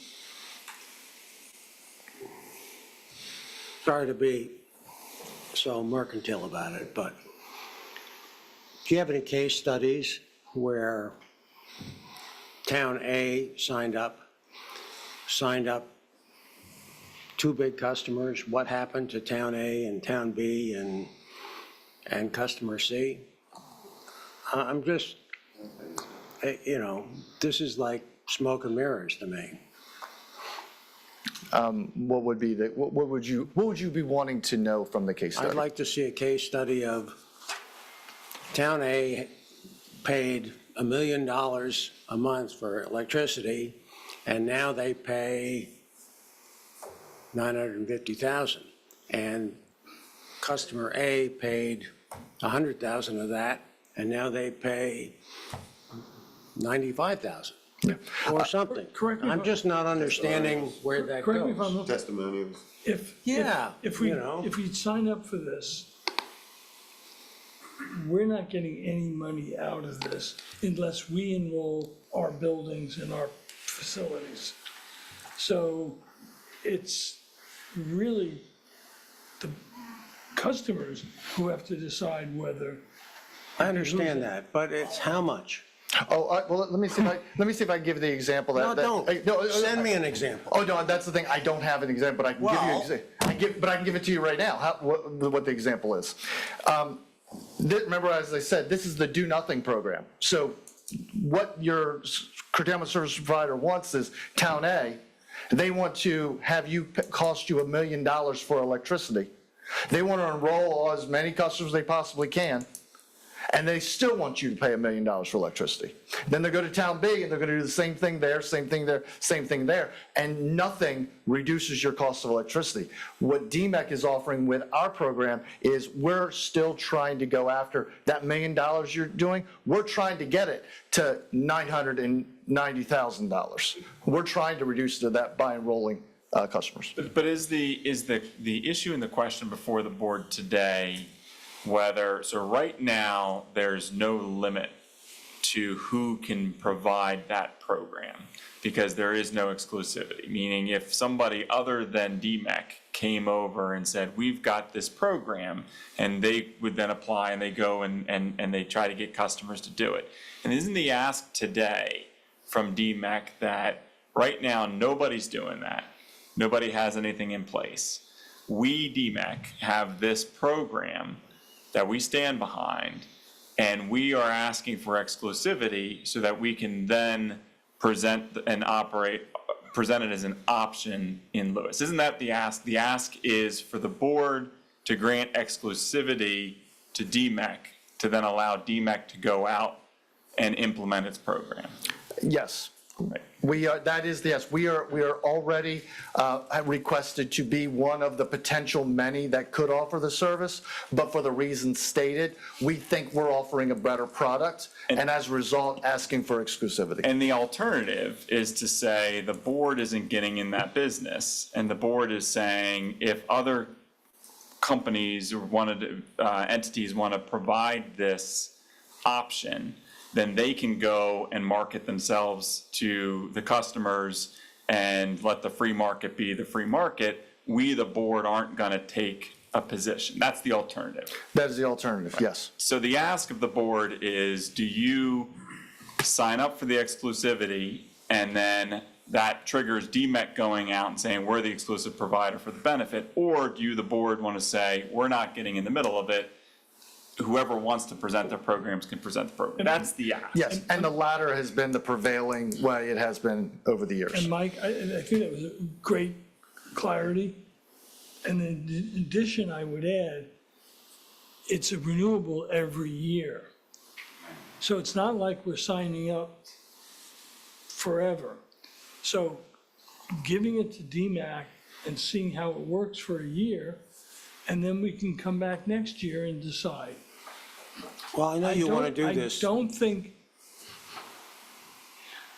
from my knowledge of the electric markets and what's going on, I don't think you can do a case study because there are too many variables, temperature, capacity, what plants are online. And so you saying you want A and B, you can't do it that way. I think you'd have to do a much more global case study. How do you, I'm with Bob, I mean, how do you measure success? That's the thing. How do we know, if we go to one of the towns that have been doing it, can they say, oh yeah, they saved us this, or this, we use this less energy? It doesn't seem that that's I think something the that you can success, provide us. I think the success would be at the end of a year, how many customers have they signed up? And we For the report on that program. every year. We report at the board meeting every year. CPower comes in and gives a report about the customers that they enrolled, the amount that they enrolled, the incentives that they were available to them, and how well they performed in test events or actual events. And all of that data is then presented at our board meeting, and it is shown how customers are doing. And then those customers that we say, hey, how well did you do when we asked you for economics to try to lower the cost? We see how well that's done. I will tell you that customers, when we've called on to them in the past, because the price of capacity was so low, they didn't feel the need to participate. But now with the price of capacity being as high and the prices being beneficial to them, it is more lucrative for them to participate. So we're expecting to see an increase. And because of that expected increase, we're expecting your market to potentially be flooded, and we're trying to protect that. Not because we get anything, not because we're trying to make money off of it. It's because we're trying to do this because we see what happens. And I've seen unscrupulous vendors come through and promise things that are just not possible. Just recently, I had a vendor come in and promise a customer, we did the math, and we said the best a customer could do if they shut off their entire facility was they were going to earn like $200-some thousand. The vendor said that if they participate with them, they're going to earn $300,000. So how do you make a facility go negative? And I don't know how to do that. Well, Sell the asset. I That's what I'm think, saying. I I'm not think, ready to, somebody might make a motion, in which case I'll vote no, because I'm certainly not ready to sign up for this today. It can be on a future board meeting, and maybe somebody can put some facts together. So let me propose a motion, and then we can see where it goes from there. So the motion is, the motion I'm asking to have made is to approve the exclusivity arrangement with DEMEC for the demand response program. Exclusivity. I'll make that motion. Do we have a second? Okay, dies for lack of a second. Then someone else want to make a motion or propose a motion? Can I ask one other question? But Barbara, I know you had a comment. I don't know if you want to get to your comment. Then I have a question, if that's right. Okay, yeah, I feel like it would be irresponsible of us as a board not to support this program, because we all recognize that we need to do something to shave peak electric use. There are shortages, and if we give them exclusivity, then they'll be more likely to approach our customers who are the high users and get them to participate in this. And we all benefit from that. I can't see a reason why we wouldn't do it and at least try it for a year. And just to clarify, DEMEC is not offering this in a non-exclusive agreement. It's good. DEMEC would not offer demand response in a non-exclusive agreement. We have been offering it for the last 13 years in a non-exclusive way for the reason of there were previously vendors already in the community who were offering the service, and the board did not want to take that opportunity of their customer But for the away. last 3 years where there's been no one. Where there's been no one, and due to the change of the market is, again, there's a greater burden placed on DEMEC now with providing data to PJM, in addition to what we see could be a run of vendors that could just come in that could be credible, could not be. So that's my question, and just to kind of build off of Tom, and to be clear, my questions are not, I'm not taking a position or suggesting a position on this. I'm just trying to clarify the question that's before the board. And in that vein, is there anything that prohibits DEMEC from promoting your program and going to the residents and trying to get buy-in? Or is DEMEC's position that unless there's exclusivity, you're not going to proactively present or promote that program in Lewes?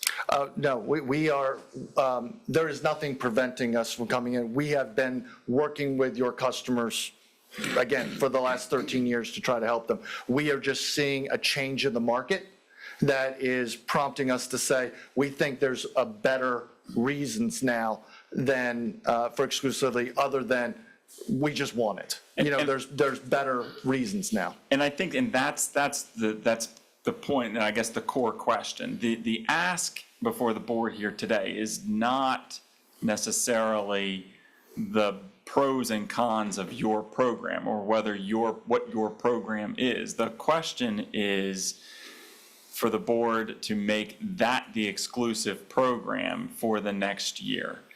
And I think the question, the follow-up to that is, if nothing is prohibiting you from proactively going out to the residents and promoting the program, and in fact you're already doing that, then what is the benefit of making it exclusive?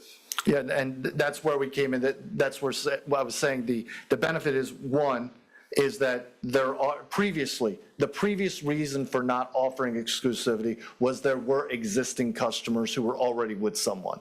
That has not been the case for about the last 3 years. So that's a change. Number two, the price of capacity has become so lucrative. Again, in any market that becomes flush with cash, you get a number of vendors that come in, some that are going to try to help you, some are not. Number three, this has been marketed as the Do Nothing program. The Do Nothing program only lets money go out Lewis's door and none of it returns.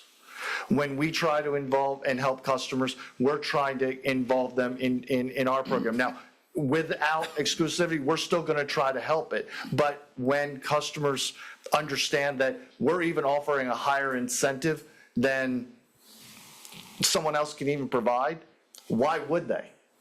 You know, we can offer to customers almost 100% of their money back with the additional incentive. But I think, Scott, that's perhaps where the confusion is, that when you say we're offering a higher incentive, are you saying we're offering a higher incentive because our program does that? Not necessarily if we're exclusive, you get the higher incentive versus not exclusive, you don't get the higher incentive. Oh, no, that's just a number of things. That's just something that goes along. The exclusivity benefit comes to the fact that we are seeing, as I said, with a market that there is a tremendous opportunity of people coming in offering programming that I've already seen is just inaccurate. This helps customers who do enroll ensure that they're getting accurate data and accurate results. That's one benefit of exclusivity.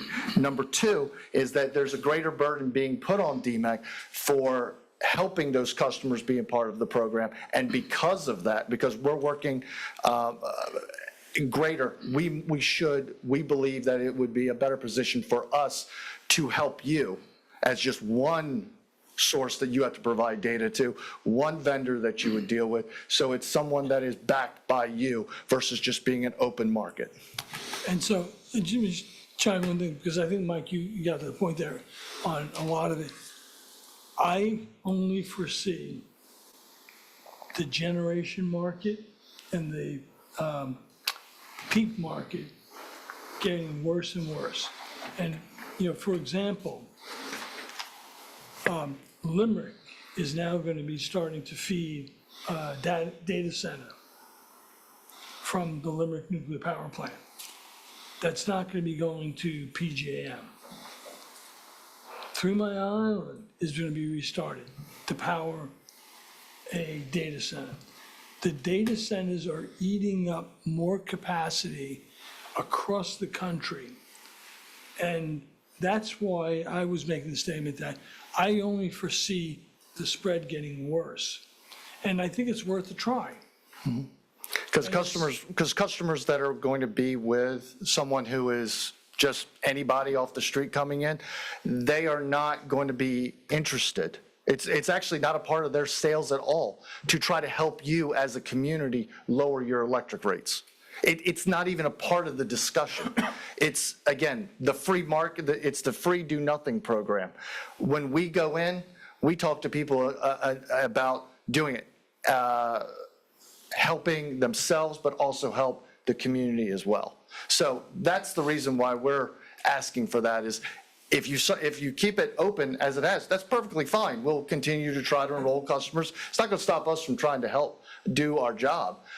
What I'm just making the case to you of when we go to your customers, we go to help them, but we go to help everybody else as well. And the money that goes to the customer from someone else is not helping you lower your community's electric rate. It just isn't. It just isn't. It's only when the customer enrolls with us and is trying to actually lower the CP, the coincident peaks of data that we know and we help predict, that helps you. And so, again, if you would like to keep it open, I'm not trying to make a hard sell here. If you would like to think about it, that's perfectly fine. But this is just, I wanted you to understand the facts of what we're trying to do, is we're in this to by rule, by law, by everything, to help the community. That's what we're here for, and that's what our program primarily is about, helping that. Anyone else who comes in is there to help themselves. So I would propose that if someone wants to make another motion, that is to go non-exclusive with DEMEC and continue on as we've been doing, or reconsider, given what's just been said, or say, no, we don't want any part of either of them. Just, and Tom, just to clarify, so unless it's a motion to go exclusive, you don't have to take a motion. So that would be a motion to approve DEMEC as the exclusive provider, or there's no motion. How we handle to come back and visit it at the next meeting. Or you could table the item to That's next. what I was trying to get Yep. to. So, Make a motion that we table this discussion to another meeting. I make a motion that we table this discussion to a subsequent meeting. Second. all those in favor? Aye. All those opposed? Nay? Nay. Okay. Thank you very much, Scott. Thank you. May I make a request of the board with a question? If DEMEC does receive, between now and when you have your next board meeting, receives applications from someone who is not DEMEC, how would the board like DEMEC to handle that? Would you like us to hold the application? Because just to inform you, the enrollment period for demand response is by mid-May of this year. So if we hold an application, that will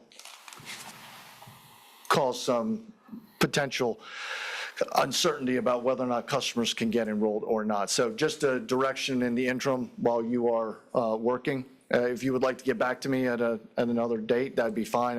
I put that question out there that if we do receive an application, how does DEMEC process it? The short answer, Scott, is until the board takes an action to change course, then the status quo remains. And so Okay. you'd process it just as you would in the status quo, as given that it's an open scenario. Sounds good to me. Thank you. Yep. Appreciate the time. Thank you very much, Scott. All right. Next fun topic. So let the record show that Hans Medler, the retired county engineer, semi-consultant, is in the room from the county. Mr. President, the Director of Special Projects. Yes, we always considered Hans special. That's my official title. Enough with the frivolity. So, just quick background, as everyone knows, Rehoboth Beach turned our $20 million offer down, collective offer down, in February.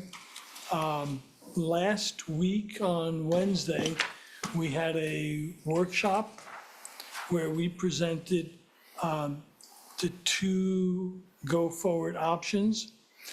The first one was to go back to our existing discharge point, and that would cost us about $10.5 million. And as I said during the meeting, all of them require demolition of the plant and upgrades to Pump Station 4 and 8. So that's kind of neutral across the decision.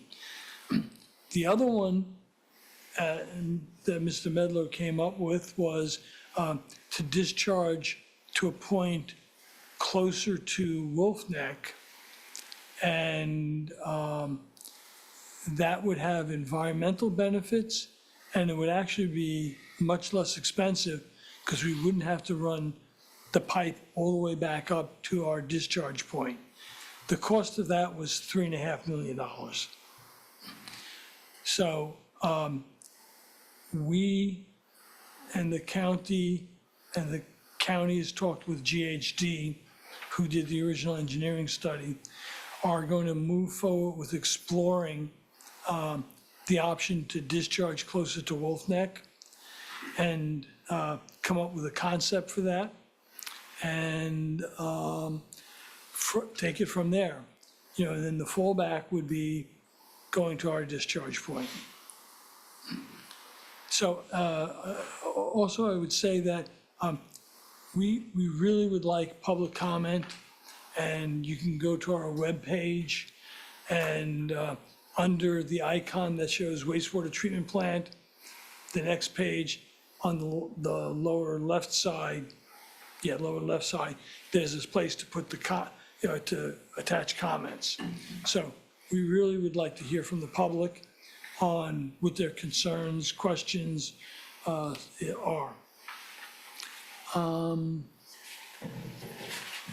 Hans, anything else that you would like to add? Several other points. Can you please come up to and address yourself? No, I want you to address yourself. Hans Medlars, county employee. How's that sound? So a couple of items we wanted to move forward tonight, and that is a result of our meeting. That's I call it the professional engineers get together. That Mr. Lee has his behind his name, Mr. Hearn, and so do I. So we had a meeting with your general manager to discuss the potential options for the transmission. So when you look at the big project before us, and Chairman is correct, we have you and the county have made a determination that there's 3 options on the table. Convey to Wolf Neck, treat, and return to the point of discharge as it exists today. That's by the old railroad bridge. Convey, treat, and discharge near Wolf Neck, which is the other one. These are the 2 options presented to the workshop. And I trust you were on the workshop. I saw you up there on the. No, actually, I was out of the country. You're a representative. My colleague was. You're a representative, so I hope he fully briefed you, Michael. Yes. So these are 2 options. Under these 2 options, the convey is the same under each options, and the treatment is the same under each option.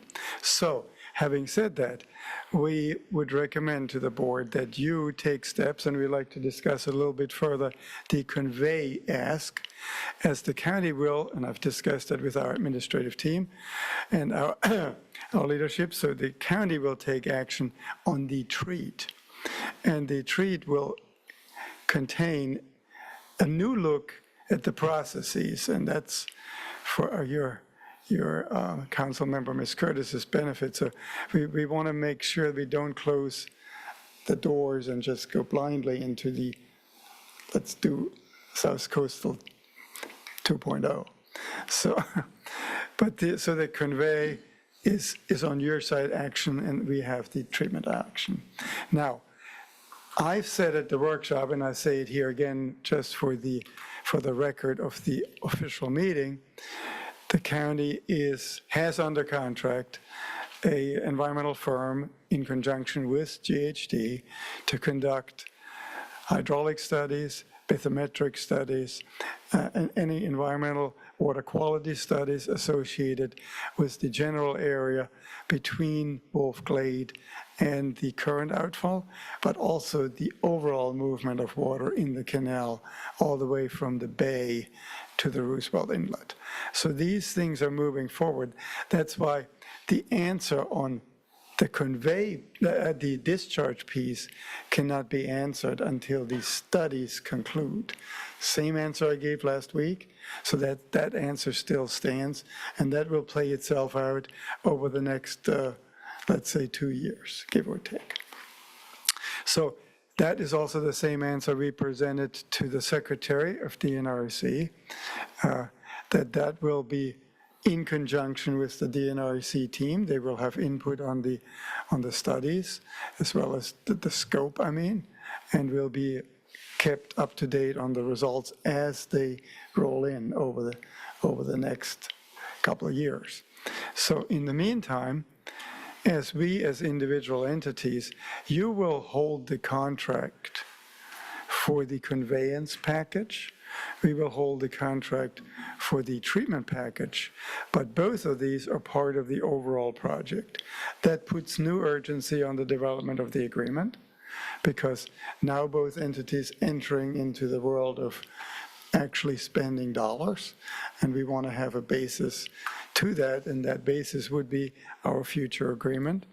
As we had said before, and I like to sort of jump to the 20,000-foot level before I get back down to the Gills Neck Road level. So the 20,000-foot level is, and that's not for today's decision, but for the near future decision, just a simple question before the board. Are you looking for an all flow-based agreement, which means all expenses are flow-based? Or are you looking for a reserve capacity type-based agreement and only the operational expenses are flow-based? So we, the county, have an example for each one. And so the counselor can start with either one of these as the basis, but that's a decision which has to be made by the board. We, the county, have no preference. We have both, and we believe both work. It's a matter for the customer. What does the partner prefer in this case? So again, the 20,000-foot question, all flow-based or reserve-based? That's for really, before you can start on the basis of the agreement, the board needs to make that decision, because otherwise your counselor will ask, oh, what's the basis of the agreement? I'm putting the question for you. Yeah, we've got that on the table, so. Yes. So that is not today, but that's a near future decision. So today, what we wanted to get is to show the full board the conveyance concept, have your buy-in today in the conveyance concept, and then authorize, ask, request your consultant to prepare, just like we did, a proposal to engineer the conveyance concept. So that's item 11 on the agenda, I believe, right? You want to bring it forward? Yeah. So- Yeah, we can change the order. No, I can't sit back down. I just wanted to make sure that we're all on the same page. No, I think we can do that. The other thing, thank you, Hans, for amplifying and clarifying. The two things I did not mention is, in either case, the Wolf Neck discharge area or ours, would include tertiary treatment of some sort. Absolutely. The tertiary treatment would probably look slightly different depending on which one. And potentially, if we were to go, and I think potentially, and I'll say this here, not potentially, I think under any circumstance, either 3A or 3C, we should look at have one last final look at the process. Right. And the other one that I presented at the workshop was, we ruled out our own ocean outfall for the same reason we ruled out offering any more money to Rehoboth Beach, because they're not feasible for the ratepayers, and we have much cheaper options that are environmentally suitable.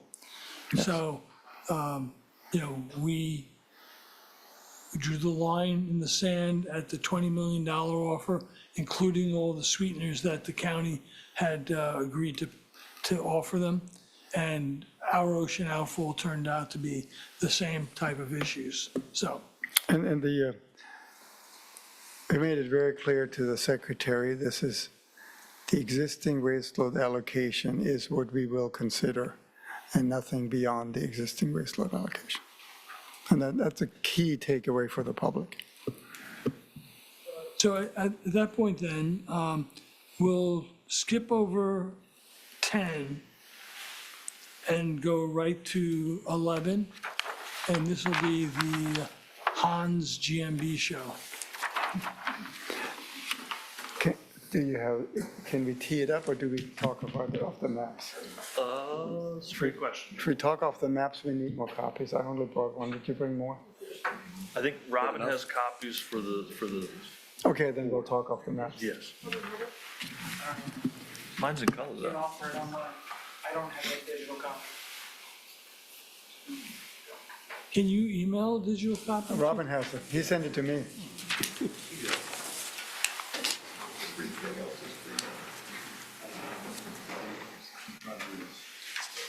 There's only one, right? I just wanted to make sure. Yeah, I called you, I was gonna put it in two, before and after, but first of all, because I'm red, green colorblind. So What? That probably presents a problem, huh? no, I could see the arrows on the arrow. I see the points on the arrows. Yeah. Otherwise, I would have been in trouble.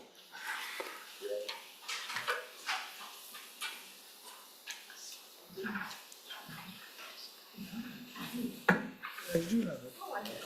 I looked up the ID, so did you confirm it is actually cast? It's cast, yeah. Okay, that's a full 12-inch ID. Running at just 5 feet per second comes up to 2.7 million. So I feel comfortable that that will work in its current form. Provided we can take it out of the water. Yeah. That would be number one if they ask. Yeah. I think, let's start with that. I'll start with that. Or do you want to talk about the whole thing? I don't want to take your show away. We feel like we talk about the existing and then what we're going to do. All right, and why don't we just go ahead then with this? All right. Okay, Ben will start about the existing. Yeah, so good evening. I just kind of want to, we put together this map on Monday, so sorry for getting to you guys, today. But kind of want to go through, there's a lot here, kind of want to go through generally what the existing condition is of your infrastructure, and then kind of how we want to propose to modify it to be, the convey part of what Hans was talking about. So currently, Pump Station 4 pumps via a 14-inch HDP force main, which is shown in orange, to the wastewater treatment plant. Pump Station 8 on American Legion Road pumps to the wastewater treatment plant via a 6-inch force main. Additionally, the county, in a project back in 2016, pumps via force main on Gills Neck Road, which is a 6-inch and an 8-inch force main, all the way to Rottaline, where it discharges into gravity sewer, which then goes to Pump Station 4. What we talked about on Monday or Friday, Hans, Press, and I, and Robin, about what the convey situation would look like. So the idea that we're presenting tonight is a manifolded force main system, which would convey all the wastewater from Lewes to the county system out at, Wolf Neck, it goes all the way to Wolf Neck. well, all the way to all the way to Wolf Neck, but we would be tying into the county system out by Wolf Run. The way we would be doing that is, and I'll say Actually, it's at Wolf Point. Wolf Point. The tie-in is at Wolf Point. Apologies. The way we would be doing that is pumping using, and I'm not sure exactly where Pump Station 8 would be, but we would pump from Pump Station 8 around back through the 14-inch that's existing underneath the canal to Pump Station 4, where we would manifold those two together. We would not be repumping that flow. They would manifold together. Pump Station 4 and 8 would then utilize either, and this is a unique idea that we've got to flesh out some more, but utilize either a new force main all the way out to the county system by Wolf Point or Wolf Run? Wolf Point. Wolf Point, yes. Or Too many wolves. the idea would be, an alternative idea is, there's existing two 12-inch cast iron mains which run down Gills Neck Road.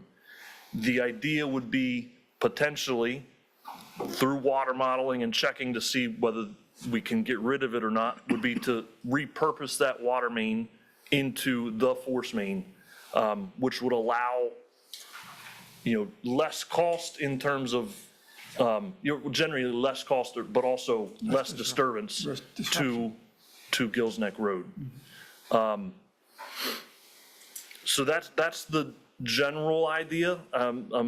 We can jump into more specifics, but the idea would be, manifolding both of those pump stations together, which creates not a single point of failure in the system. It would be two stations that would handle your flow.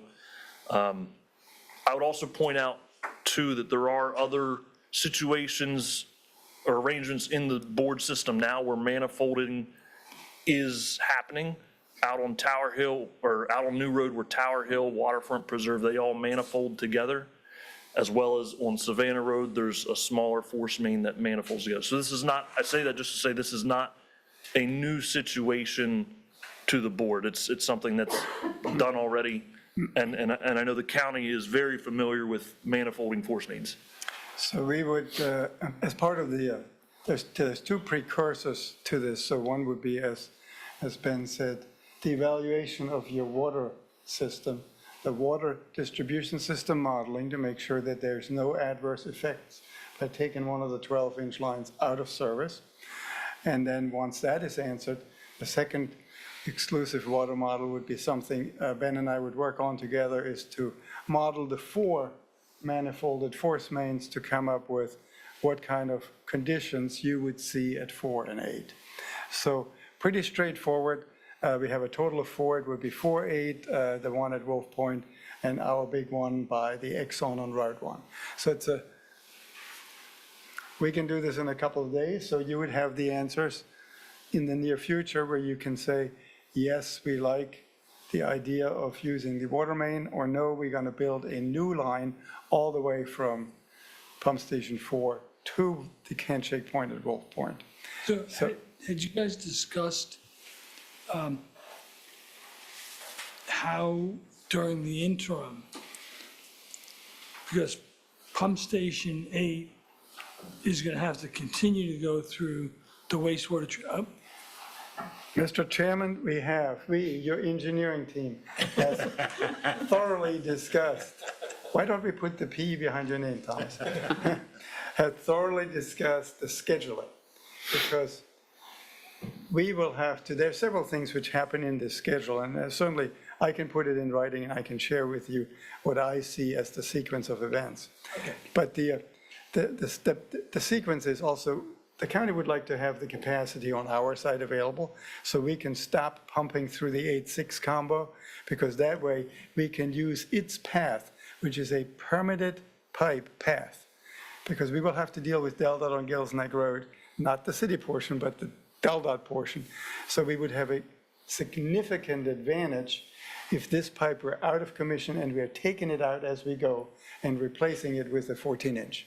If we did that, we would have a good start with our friends from DelDOT to get this permitted. So that's sort of one of the sequencing steps. But once this pipe is in place, either the water line, new line combination, or the single line, then you can take the upgraded PS4 out of commission, stop sending it to your wastewater treatment plant, and go back. Then you have the manifolding, your new Pump Station 8, which we decided was going to be a standalone station built just to serve the beach area, would then be connected into the repurposed 14-inch line, which currently goes to your treatment plant. So when you look at these sequencing steps, they're actually relatively simple.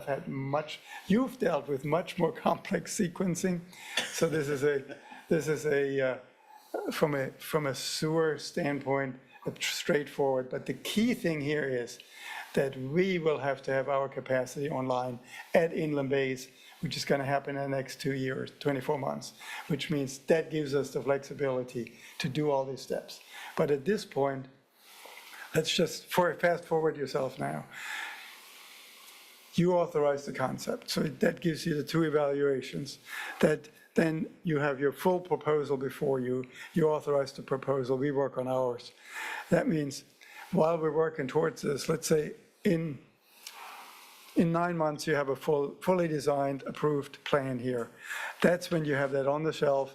You can either say, we'll pull the trigger in 12 months to bid it out, right? Because it will take a good bit of time to rehab your pump stations, build the new ones over on the beach side, et cetera. So once we have the timing all worked out, we could be constructing our wastewater facility while you were doing your transmission, while we're evaluating the final disposal point.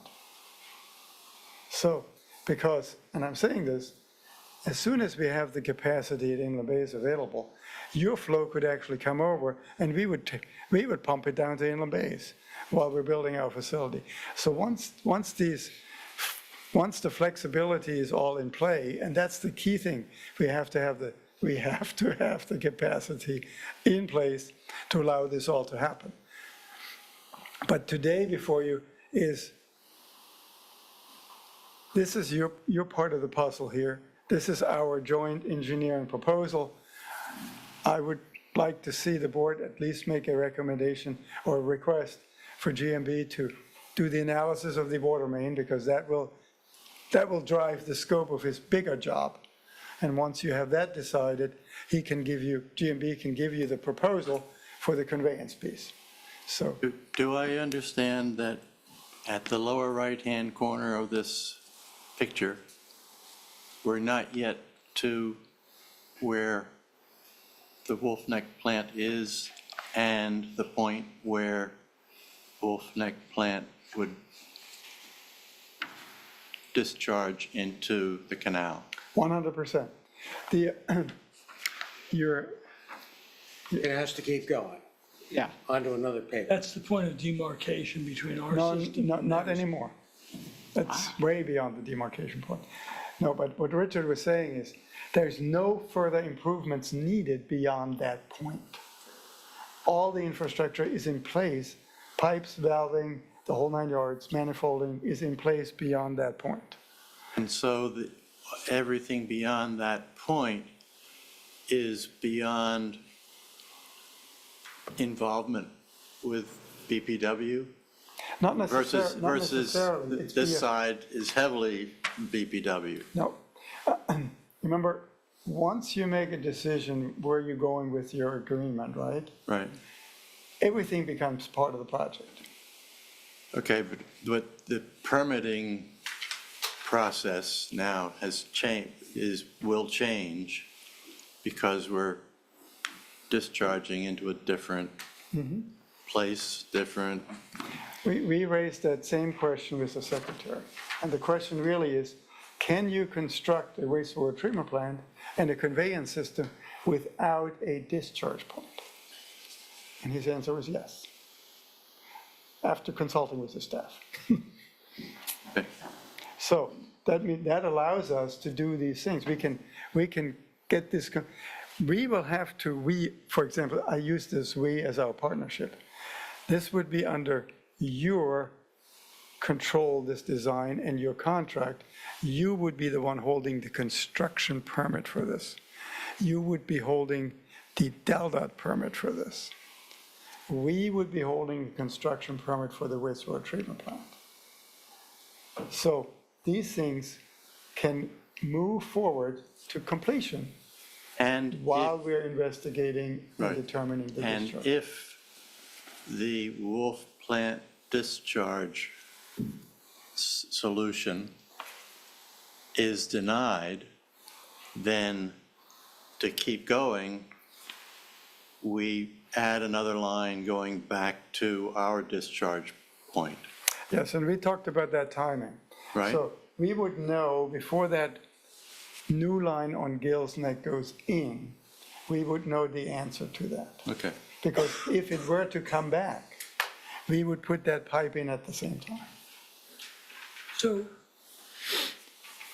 did you, when you were talking with the secretary, discuss, or first from a timeline perspective, is there any point of time where we're going to have to be discharging from the wastewater treatment plant while you're discharging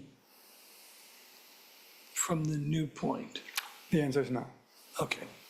Then the other part of my question goes away. The existing pump station 4, would be substantially changed. Is there enough room? Is there enough real estate for all that to happen? The manifolding of the pipes and making it submersible and all that is. So the beauty of, if I allow me, the beauty of the manifolding aspect is that your existing pump station footprint, as it exists today, is suitable for the conversion to a submersible. So the real estate question we took out of the equation. There will be bypass pumping, there will be odor control. The odor control will always be there. The bypass pumping, there is enough real estate to do that while the rehab takes place of the pump station. And that was the key component. In fact, we talk about both buildings 4 and 8 going down. Yes. Since we're using some submersible pumps. So maybe you can do away with those buildings too. And just have the controls above ground. Okay, I'm still a little confused on particularly Pump Station 4, how you could kind of keep it going the way it is and then reverse it. So You basically get in there and build stuff so you close valves and open them and it's done? So you see, like, if you did that, and I do believe the force main has a bypass arrangement already, I'm 90% sure, right? Yeah. So you would connect your temporary pumping to that bypass arrangement while you're working on the pump station. Now, we have gone through massive numbers in terms of dollars to do this. One of the most, you've probably seen what the county's done at Pump Station 4 on Dewey Beach, right there where the split for old, what is that road which goes down there? You know where that little triangle is where our big pump station sits? I don't know the road, yeah. It's, Okay, so so we have plenty of experience doing you it. just want us to find out how much GMB is going to charge to investigate this. Is that correct? You need to answer one question: is the 12-inch water main available or not? So once that question is answered, that can be done relatively easily with modeling. I think you have a model available, right? So the board already has a water model which models fire flow analysis.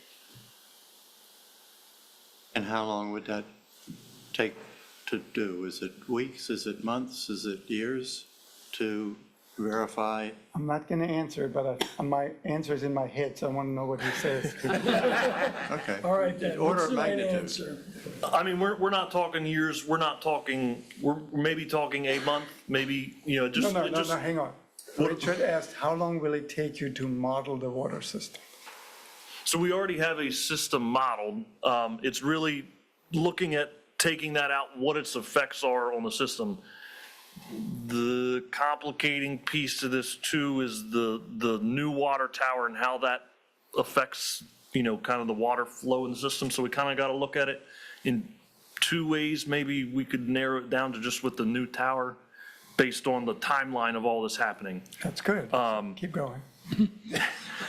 But I mean, to me, I'm thinking, realistically, no more than a month to get this modeled and figured out whether we could indeed use that and take it out of the water system. Hey, how much does that cost? I guess that's my job. At this point, I haven't really put a whole lot of thought to it, so I can't tell you exactly. I mean, I can follow up with Robin shortly on it, but off the top of my head, I think to don't answer know. Bob's question, orders of magnitude, are we talking 10, 50, a million? Probably in the 10 order of magnitude, not 50. But You let's say, heard, hang on for a second. You heard his answer. 4 weeks or less, right? Yeah, that's good. He's the man who runs the model. Yeah. I just did the math in He's my going head. on vacation for 2 of those. So. I did the math in my head. Even if he works 20 hours a week, it will barely hit 10. So it's going to be closer to 10 than to 20. Here's your answer. so if he does the model, due diligence, checks it twice, and what doesn't work? The fallback is we replace, right? It doesn't change the big picture.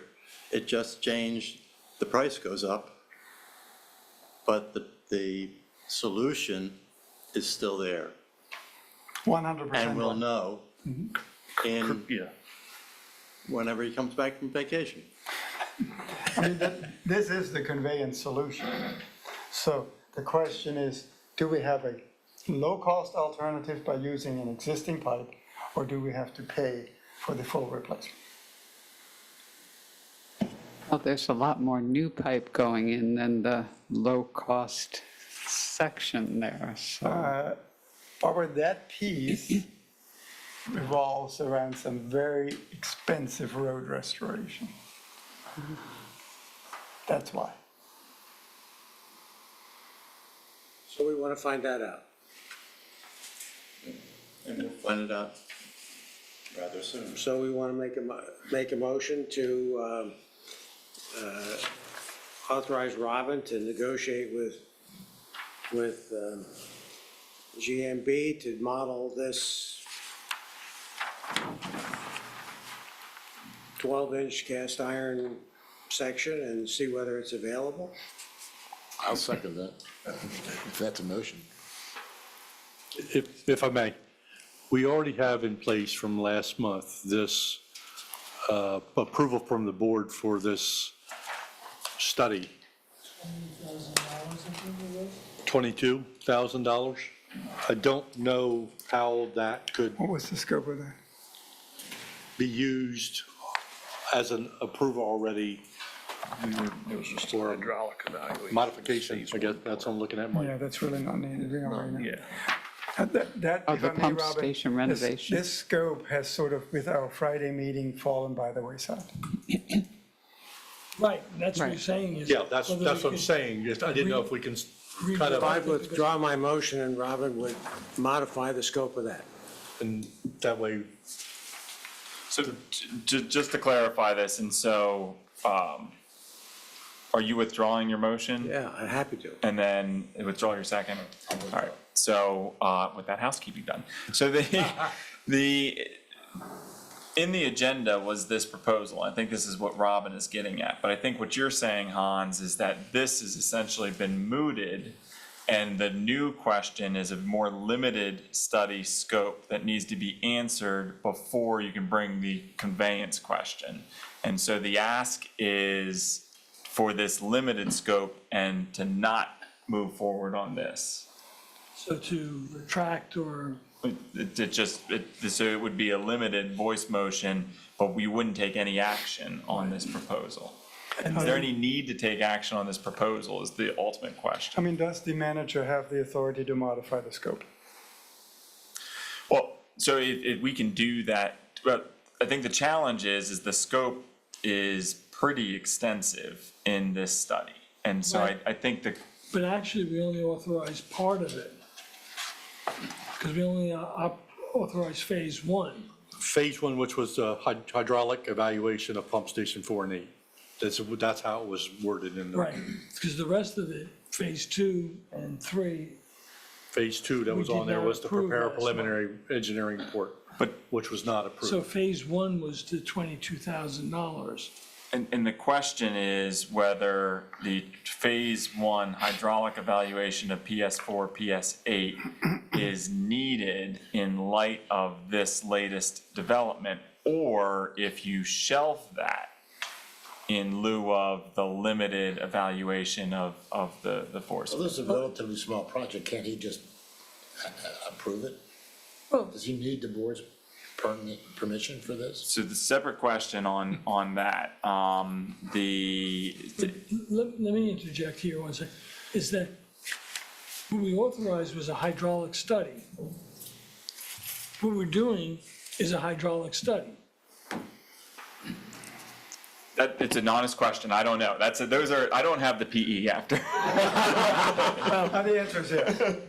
And just to clarify, I've got EIT after mine, and with my trainers, I'll never get to the PE level.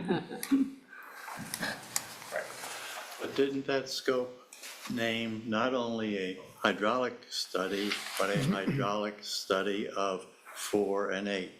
Totally different location, which can still set aside and we do a separate motion on the water, the 12-inch water main study. Yeah, agreed. I mean, I think that's my question. And again, without the technical, I apologize for the confusion, but you have in front of you this scope of work, whether it's phase 1, phase 2. And so phase 1, the scope of work spells out, review existing information on wastewater pump station assessment, da, da, da, da. The question is, do you need to do that in light of this conversation, or should that be put aside in lieu of this limited review?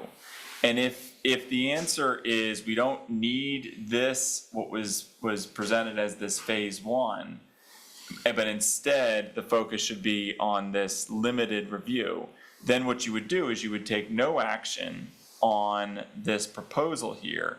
You would have your voice motion on the limited review, and then you would go forward from there. So we can, even though it's not technically on the agenda. No, it's definitely on the agenda.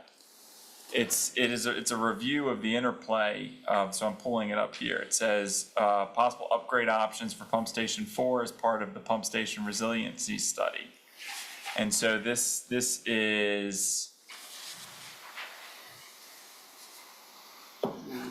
yeah. So I don't see how that's any closer to. no, I mean, but it's being read in conjunction with the wastewater treatment plant long-range plan update. So, yeah, I mean, I think here's what I would recommend. I think that the question for the board is, do you need to take action on the Pump Station 4 and 8 upgrade options on the resiliency study? If the conclusion is that is not needed in lieu of this answer, then the direction of the staff would be to examine the options there. And then that's, to Preston's point, we can take a look at it. My gut tells me that it is something staff can do. I'd want to double check that. But so I think that's the way to proceed. Yeah, because I just don't want to punt this down a month. Yeah. Could we take action under item 9 on the agenda? Wastewater treatment plant, long range. But I think the thing here is about if we need to know, if the board needs to know an estimated cost from GMB. Right, but I think what Barbara's proposing, is that under 9, me going, because I brought But at this up. point, Ben doesn't have a cost estimate. Right, but we can approve an up to. We have an estimate from Hans. Here's what I would recommend. I would recommend, so it sounds like this study, just to clear the deck here, it sounds like the study that's in 11 is mooted for right now. Yes. So set that aside. And we are talking about the wastewater treatment plant. What I would suggest is that you direct staff to examine the feasibility of that connection. Stop there. And then we will take a look. And to the extent that it requires additional authorization, we'll revisit that. But I think under these facts, under 9, you can make that direction and authorization. And we could have a special meeting if need be to approve it. That's right, but Right. my gut tells me you're fine, but Yeah. we'll double check that. Now, so let me add something to that. Under 9, I thought we would accept the findings of the engineering team that this is the conveyance approach. The manifold is the conveyance approach.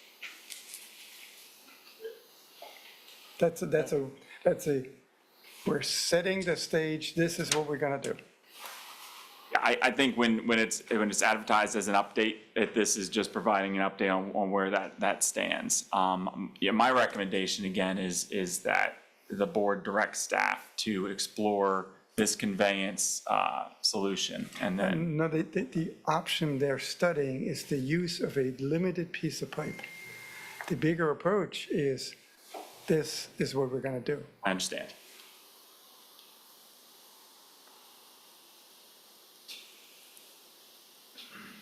Well, I think you're being overly conservative.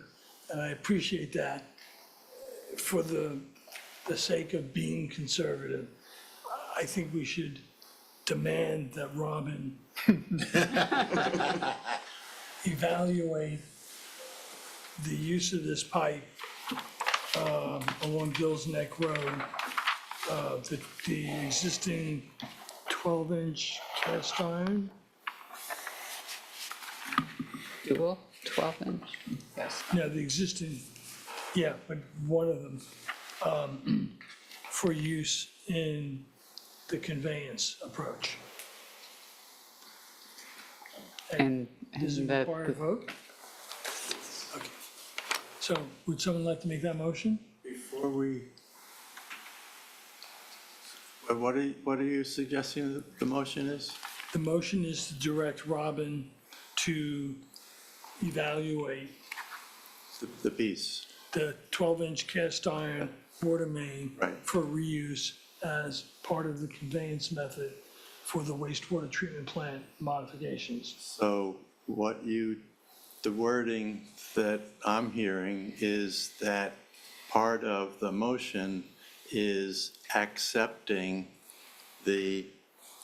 what Hans is looking for a decision on. We're moving ahead, that this looks like it's the right conveyance. The question for the board is whether you are prepared to draw that line today.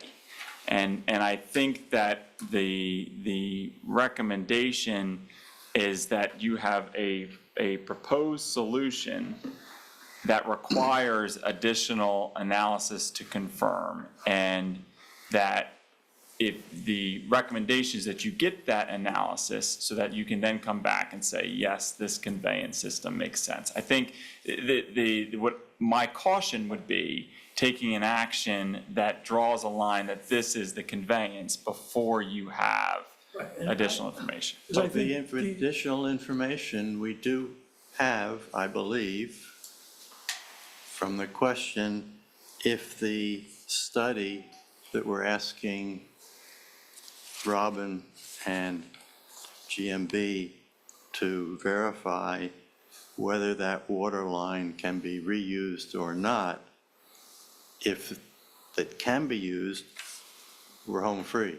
If it can't be used, we're going this route anyway, as a Well, is that true? conveyance. Yes. I mean. That was so my understanding. If it came back as no, there's no alternative route, you would. But there, if I may, Go ahead.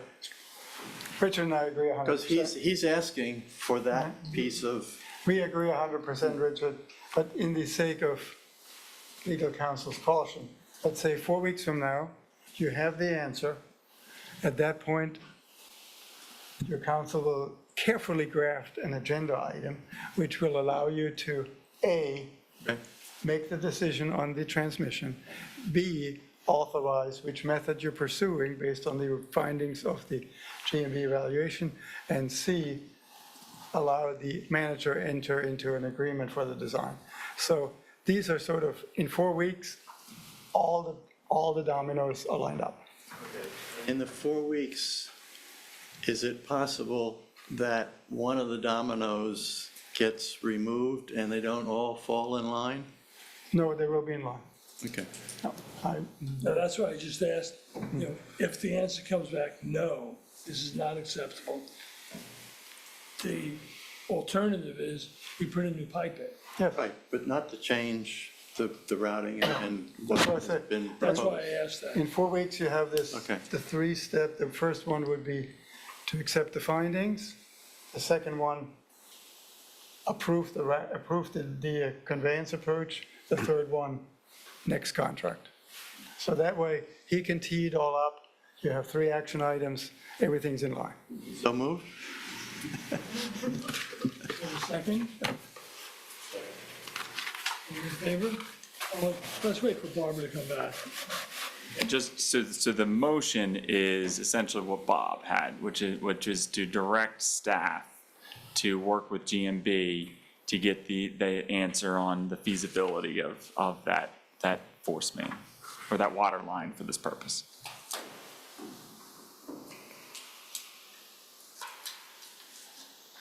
to make no comment on anything else. This.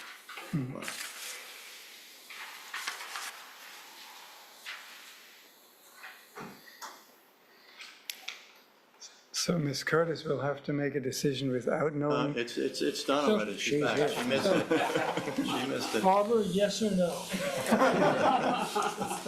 Speak real clearly. Into the mic, yes. So, the motion is for, Bob made it, Press seconded it, to direct Robin to work with GMB on doing the study on the reuse of the 12-inch cast iron water main and report back to the board. Yes. So, Good choice. The last one, yes. well, but just to clarify, because I know Jack is going to, so that was Richard's motion, who seconded? Press. Press seconded. Okay, thank you. Aye. All right. Thank you, Mr. Chairman. We'll be back in 4 weeks. Oh, don't threaten me. Okay, now back to item 10. Open forum, general discussion on 26 capital, or 25, 26 capital budgets and O&M budgets. Kim Belair. and Okay. Carl I Davis. was just gonna go over the changes from last month, not a full cover on this. That's merciful. Yeah. So last month, the changes, since you saw it, I made a couple changes in capital. For water, I moved emerging contaminants to the O&M for professional and contractual line. I added the water treatment building for fiscal year 2030, and that's there as kind of a placeholder in case we need to make any changes to the building for PFAS or any regulations that are coming down. And I added a miscellaneous items line. For sewer, I added 25,000 to the plant upgrades for EQ tanks that we are purchasing that was not originally put in there, EQ tank pumps. And That's and the then- old EQ tank, yes. Yes. And then I removed the dollar amount from the EQ tank, but I left the line on there because that's kind of up in the air of when we would need to replace that and if it makes sense to replace it if we're gonna go with county. And then for electric, I removed the 540,000 for the vehicle. That was actually paid in this current fiscal year. And I updated the substation relay, switch and relay, amount to 293,000 instead of 200,000. I added the decommissioning of overhead lines at the drawbridge and a miscellaneous items for electric. And so I'd just like to clarify, not, we are being very vigilant. We are maintaining the wastewater treatment plant in its full operational condition and to prevent any problems with it. But we're also don't want to spend on programs that are 10 or 20 years out, that until we make this decision on how we're going to go, is made, is not a prudent expenditure of money. But we are by no means scrimping on the costs or the expenses that we're paying to upkeep the plant. And that is why I kept the line in there, just in case. But it was set for 5 years from now. Kim, a question. Yep. You've added in this miscellaneous item, tools and equipment, but there's also tools and equipment in the O&M. What is the threshold for it being capital? $5,000 and a useful life over 1 year. Pretty low. Yes, that should be reviewed, Yeah. that Okay. policy. Is that a general accepted accounting principle, or? There is a set limit for every company, and when it was set and how much our expenses and revenues have changed since it was set, it should probably be revisited. But it's not an IRS thing. No, we are, Okay. we're great. Everything we're doing is great. I wasn't here last month, but I did talk to Robin briefly about the, on water production, and the granular activated carbon. That's pretty scary numbers. So- For things that are so, That was put in there for the emerging contaminant study that's happening right now. We did file a notice of intent to the state of, depending on those findings and the regulations, that we would continue down the road of a treatment. And that would be in the hopes of that it would be full grant, since we're doing the study with the state, and it will continue. intentionally kept it at a reasonably high level, because it might be anything. Yes, the dollar amount. Yes. Yes. Yeah, I think for the general public is, there's nothing forcing us to do this right now. However, it is PFAS related, and we know there's general concern, even though our PFAS levels are either well below the standard or just hovering around it. So, this is part of the investigation. That's current standards, not unknown. That's No the problem. comment. We don't know. Yeah. What that number's gonna be. Are we still, as part of the emerging contaminants investigation, are we still planning on looking at the deeper aquifer, the confined aquifer, to see whether that may be the more cost-effective option? Yes. Yes, okay. So that was all the changes on the capital. I don't know if we want to make two different motions for capital and O&M, or one motion. I would Altogether? prefer we do two separate. Okay.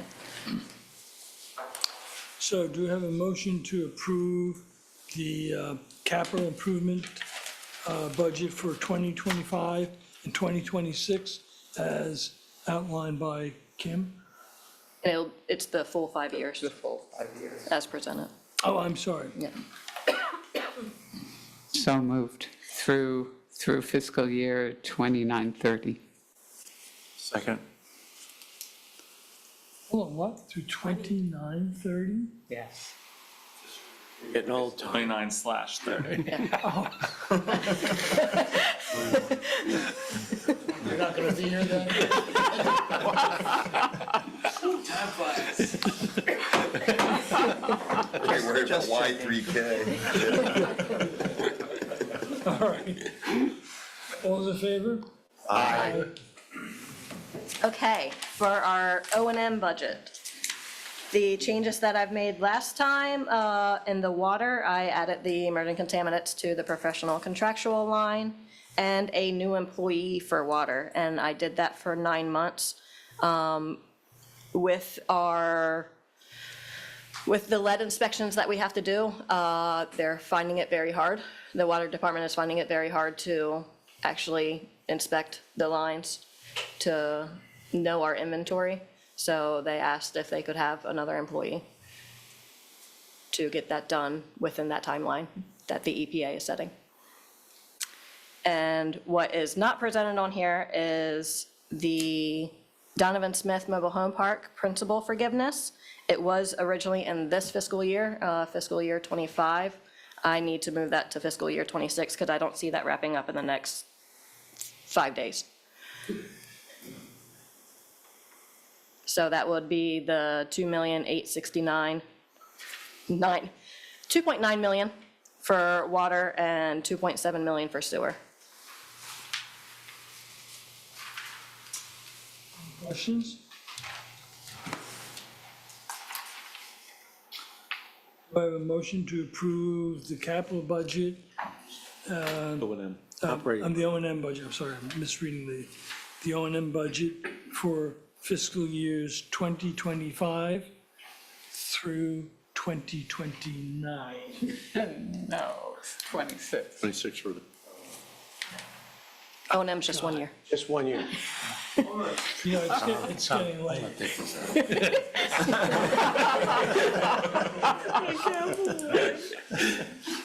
All right, So moved. Second. all in favor? Aye. All those for removing the president? Okay, moving on.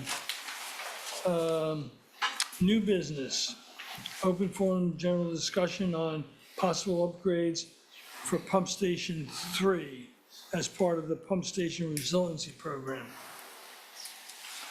Ben and Robin? So you can start out with a description of where Pump Station 3 is for. Yes, so, good evening, everybody, again.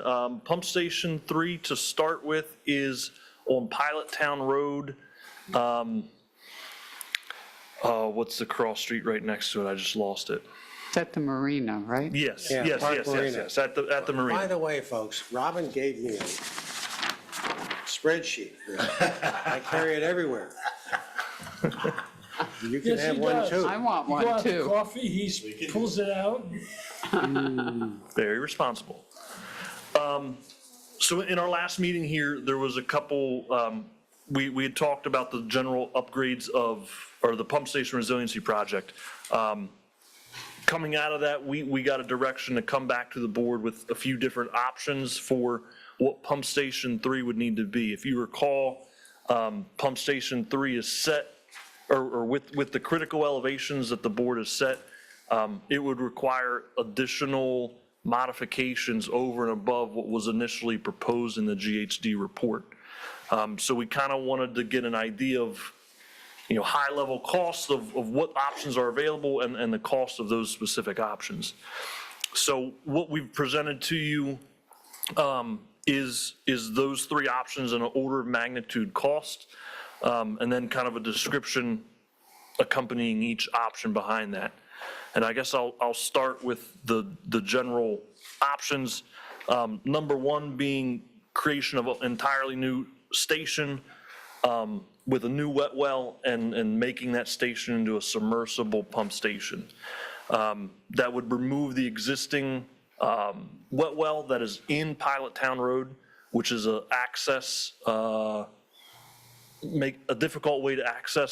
makes it difficult to access that wet well.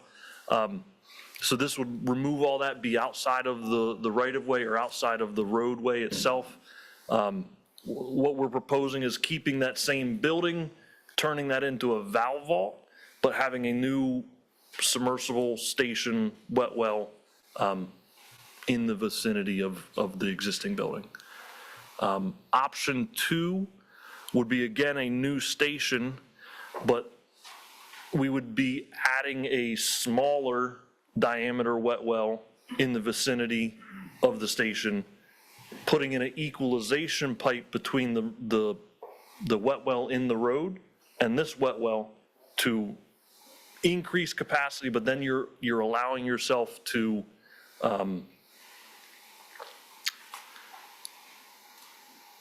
have your pumps in that new wet well, making that a submersible station, so you don't have to access the wet well in the road as frequently. We would do work inside of that wet well to make it all flow and come to this new smaller diameter wet well.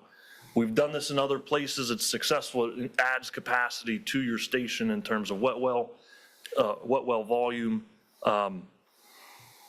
And then the improvements inside the building would be the same, making that a valve vault, because it now houses your pumps, and would now all be housed in the valve vault.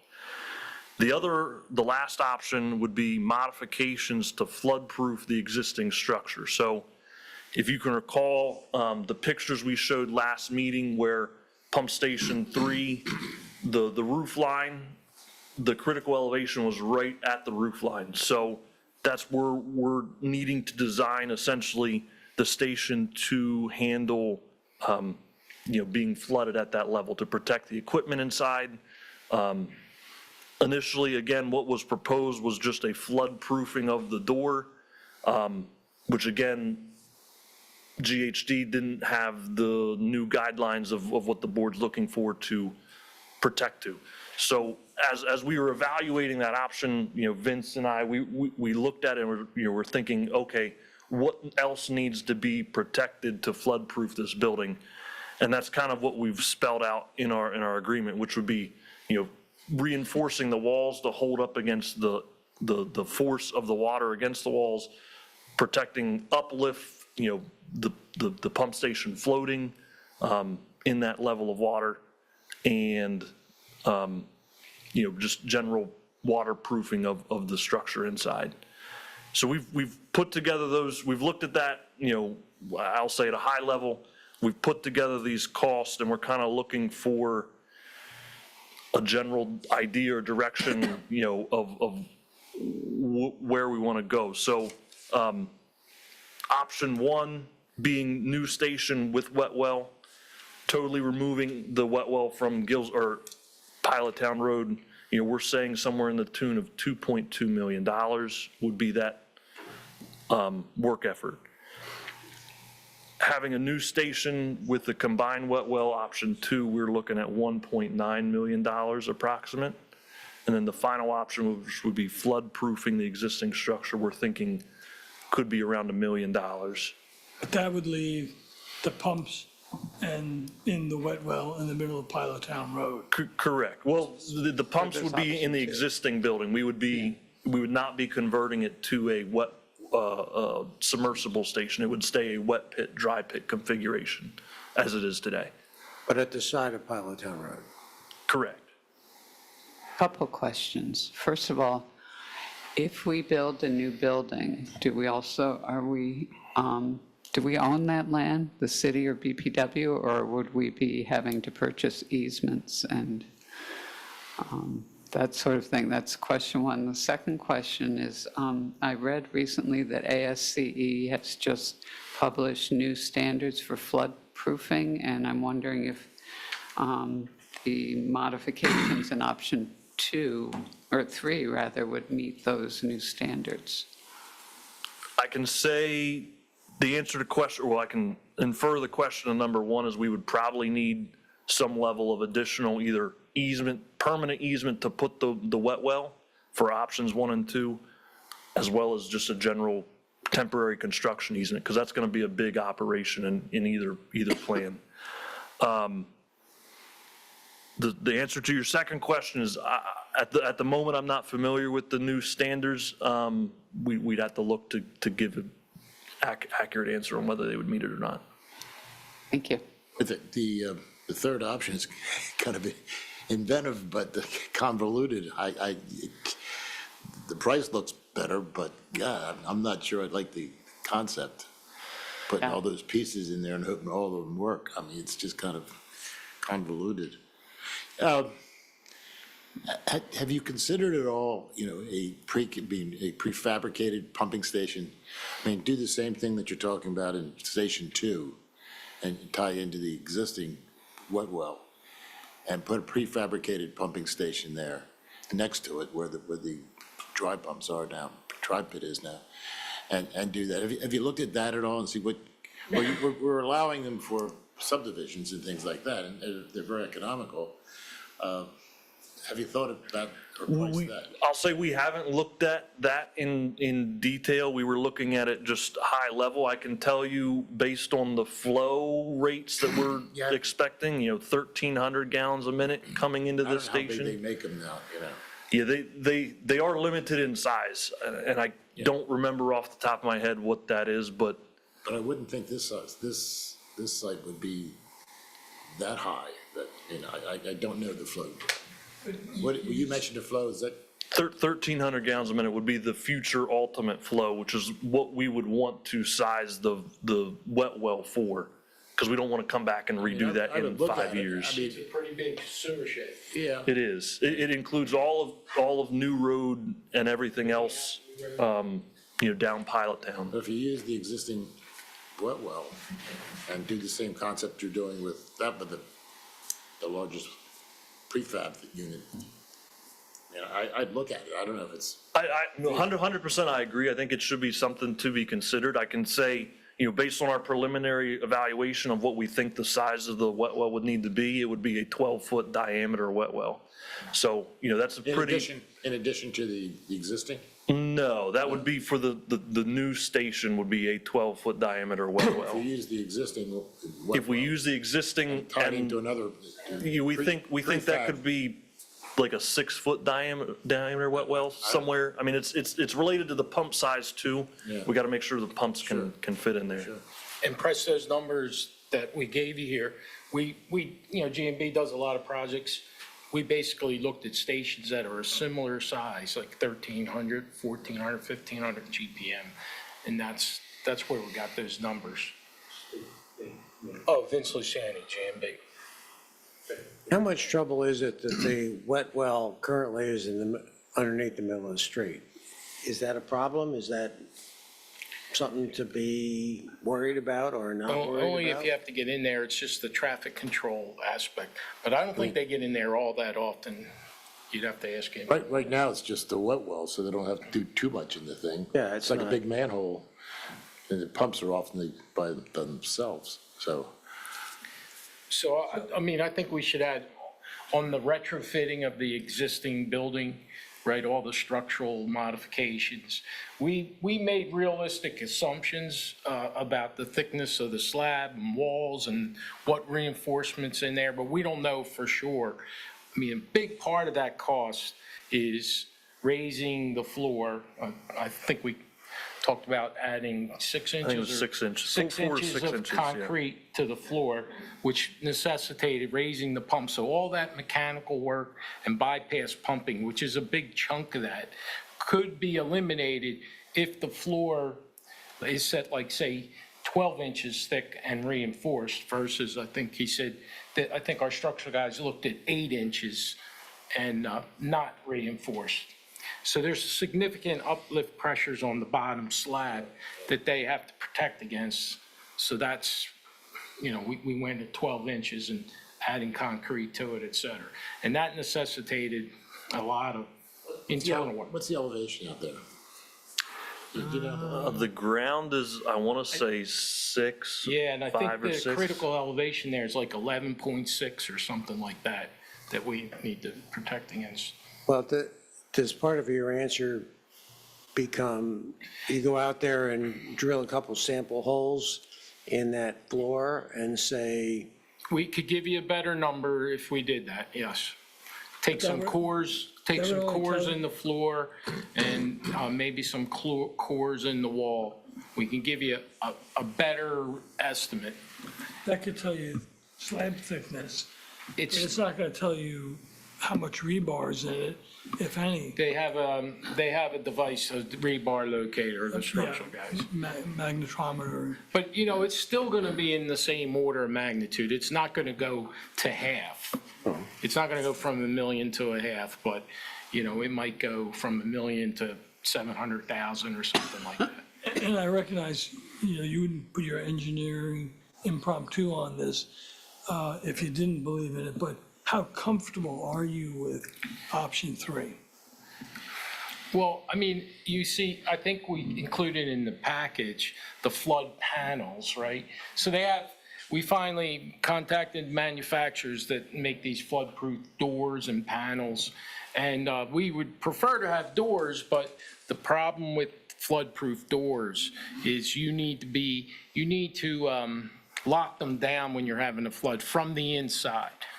So, I mean. So who that's not volunteers to something- be inside? So that's why it necessitated going to the panels, which the panels have logistical issues. You have to store them somewhere. When do you lock down and put the panels in? So it's not the neatest system in the world. But they make bulkhead doors that last from the outside. We've been looking. This is the company we're talking to has, I guess, I don't know if I'd call it a bulkhead, but such panels, waterproof doors. Well, not waterproof, I gotta be careful. Water resistant. Water resistant, there's still gonna be some leakage through it, but again, they need to be locked down from the inside. Which is not totally surmountable. You can have access through the roof for that emergency situation, but all of it's messy and none of it's neat and clean. Every ship you're on that has bulkhead doors I know, are latched from either side, and they're watertight. I and know. they're watertight. I think it's the job of the president to lock those doors. I'm going down with the ship. Press, you had taken They call you after, oh, you can come out now. Actually, You might be staying for another couple days. Bring your can opener. So Tom, I mean, actually, the cost of the doors, or the panels itself, is not that great a cost. You know, a part of that, $1 million. It's all the other stuff, which is overcoming the buoyancy. We have helical piles in there to hold the building down. We're adding weight to the slab and reinforcement to the slab. There's a concrete roof that's necessary because of the hydrostatic pressures against the walls. Without the roof, they'll topple over, so the roof holds it all together. So it's more of those costs than A actually house the on door. Powelltown Road will cost you $3 or $4 million. This is, half that. Could you give us an some idea sort of- of the volume of what you would see on schemes 1 and 2? There's an existing profile above grade. How does 1 and 2 differ from what you see now? So the idea with 1 and 2 would be the building would remain there. You would see the building at the same elevation. There would be a new roof on there. Right now, it's a pitched roof. There'd be a new roof, and likely the idea would be to put the new generator on top of that roof. So that would be kind of the profile that would So be. the generator is going to be above that 11.6 elevation. If you remember, the photo from the last meeting, right? That's about the current roof line, that 11.6. So the generator has to be above that, and then the new electrical panels and so forth for these 2 new stations, whatever way they go, they need to be above that. So there's going to be some little building. And what's the plan dimension difference, Oh, the if footprint? anything? Yes. The footprint. Bigger, don't- smaller? It's going to be slightly Circular? bigger, slightly bigger. You're going to have the wet well, the top of the wet well would probably be close to that grade, but you're going to have a building that's going to have panels in it that need to be above the 11.6 elevation. So we're So it would talking- depend, the size of that would depend on, the electrical We're equipment. you talking need. like 15 feet? 15 by 15? No, height. It might be that or a little bit higher. Elevation? Yeah. Yeah, might, 15 yeah, I think, above sea level, I think Ben's is like- correct. Because it's, 8 or 9 above. No, I'm saying 15 feet above grade. the is bottom right. of the panels would need to be above 11.6. Obviously, you have this building, you're not gonna build the panels right at the bottom floor, you're gonna probably be up 3-4 feet in the air and the roof, so yeah, Yeah, I'm just pointing out the aesthetics of. higher than Town 15 Road, elevation. And So If you're Robin, adding I another think, floor, Robin, in when effect, we talked to Robin we a little wouldn't be bit. worried about the aesthetics. Well, Robin brought up the idea, the thing about the view to the canal, and that might be an issue. we might need a height from the city. Oh, yeah, Tom. Need a cloaking device. It's probably best. When they put the roundabouts, you could repurpose the lighthouse out there and just move it in. So So press your thoughts on this? I really don't like the third. I mean, I know it's a lot more money, but that just scares me. And it's still an old system at the end. Say that again, Press? Yeah. Old building. No, it's just, it's kind of convoluted the way it's put together and this and that and. The third one. Yeah, the third. I know there's a hell of a difference, but like, I wouldn't feel, I wouldn't feel comfortable with it. Well, I mean, if I look at them, if these numbers are right, the first 2 are almost the same, $300,000 difference, and sort of you get the well out from underneath the street, if that's a good thing. So rather than If you stacking, take, so, I mean, somebody asked a question previously about the footprint. So if you want to have one big wet well and take the wet well out of the street, the footprint's going to become larger. Somebody asked a question about, do we need to get an easement or right-of-way or acquisition? So that just means you're going to need all that much more area. but rather than going up for the control panels and the generator, Yeah. couldn't they be on the same level? We would still, you'd still need to protect them from the flood levels, whether that's in a flood-proof structure like we're proposing in 3, it would Yeah. just be, now it houses a generator. I'm concerned about the elevation. I mean, I don't think that's gonna fly. So we had a little bit of that discussion the last meeting when we were talking about Station 5 and the options and what's available. And, the electrical guys do not like the panels underground in a vault. It's not that it's not feasible, but it's not reliable. It has to be conditioned space. There's nothing, it's hard to make something 100% leak-proof. You'd have to have a sump with some sort of battery backup, so. They have these things called submarines. It's funny you mentioned I had one that. yesterday. Our electrical consultant is looking into, marine-type vessels for watertight enclosures. Yeah, and that's But my experience with the Navy I is, just think we would have to, make it look decent, get the arts people involved. Really,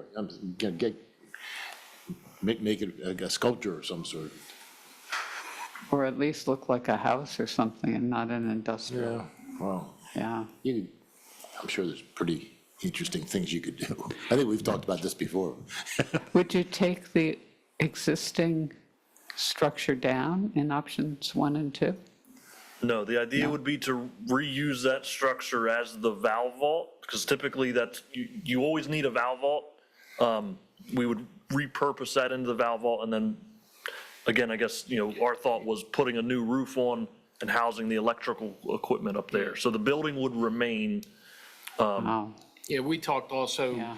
you can cut the walls down to ground level and put a concrete roof on it, flat, so that it doesn't project up, But you gotta have something to hold your electrical equipment, or at least the generator above grade, But the above electrical equipment.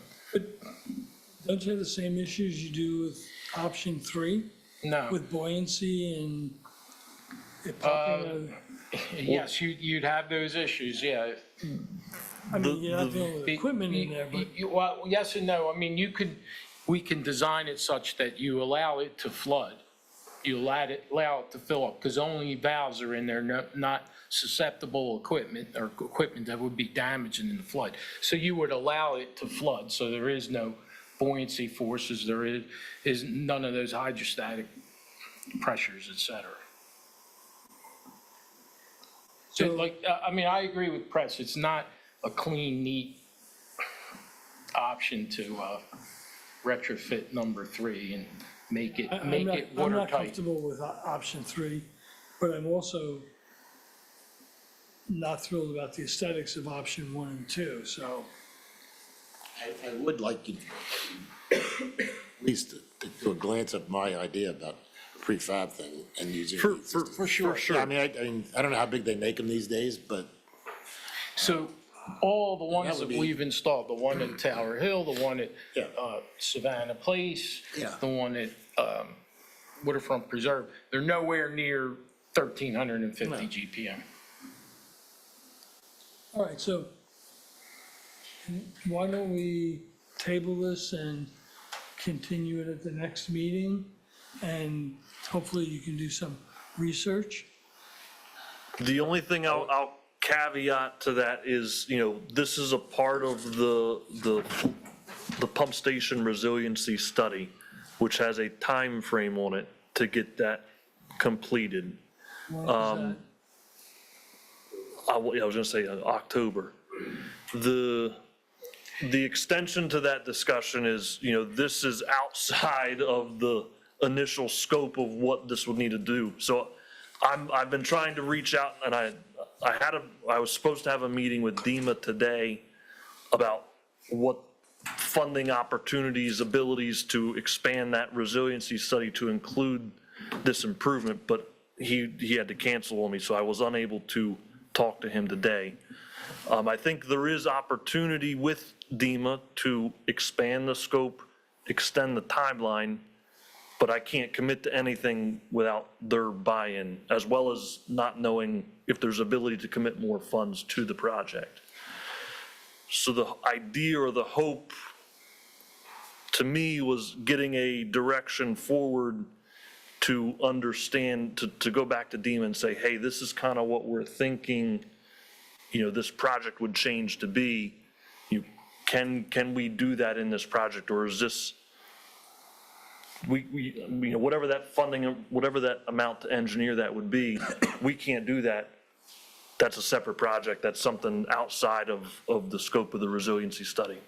There's kind of like two. And not to stray from this agenda item, but, based on the previous discussions in this meeting about, 4 and 8, Pump Station 4 and 8, they're also part of the GHD recommendations to,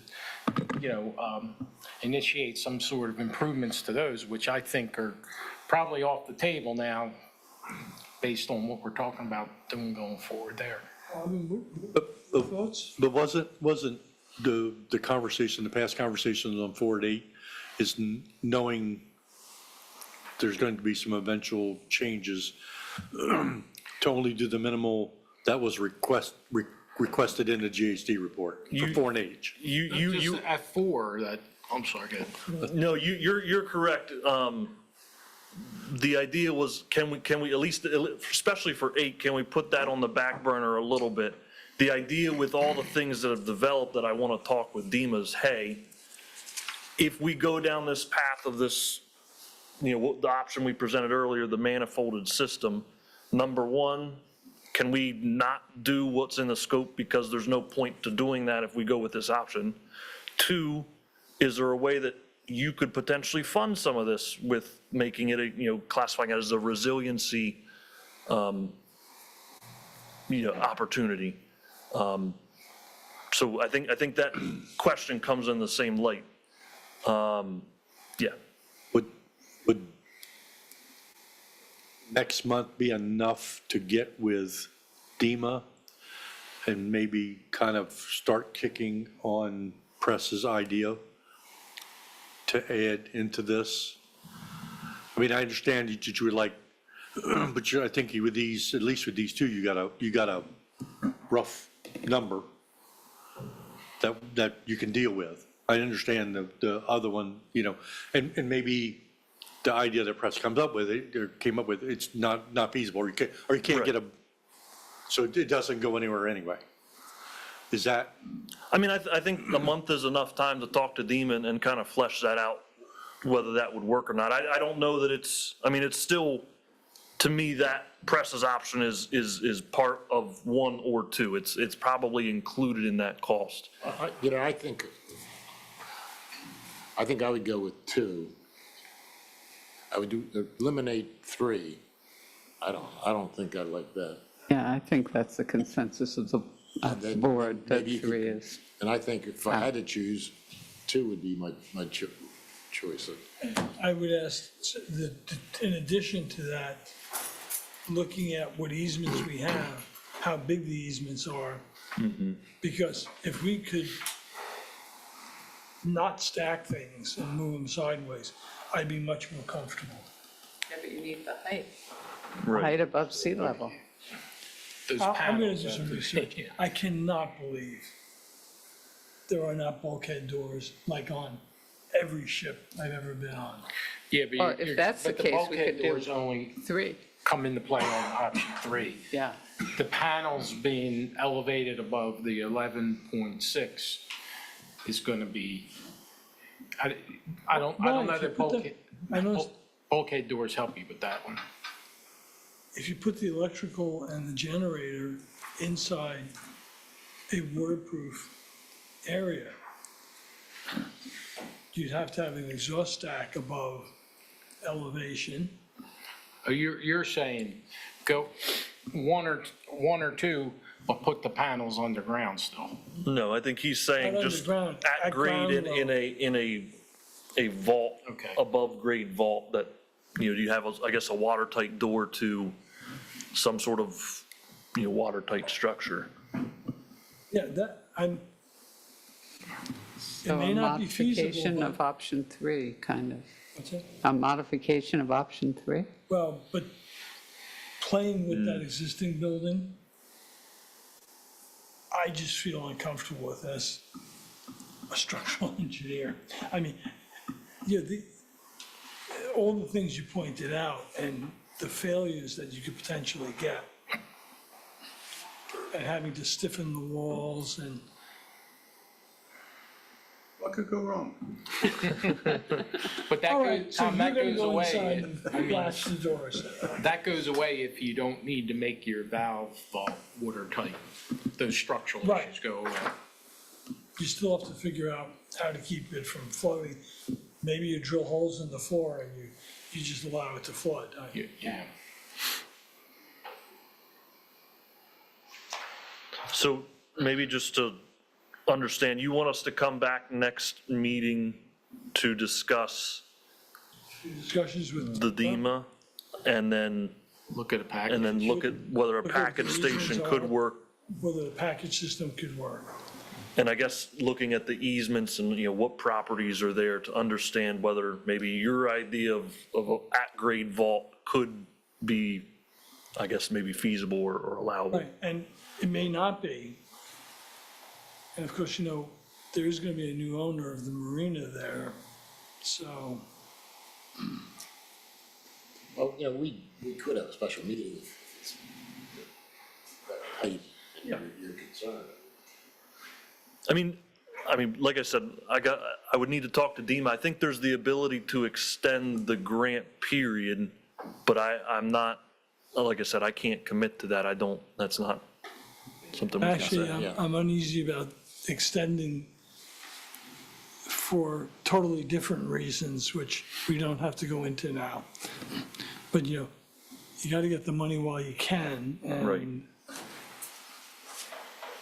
Well, if you were gonna talk to him today and it got put off till, next couple of days, we can have a special meeting in 7 days, roughly. And maybe give you a little more direction, I think, rather than wait 30 days.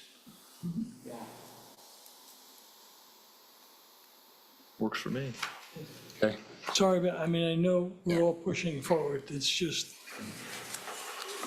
If you think you've got something that you can bring to us soon, let us know and then we'll have a special meeting. Okay.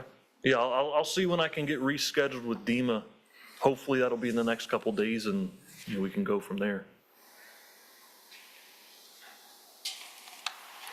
Thanks. Yep. Thank you, guys.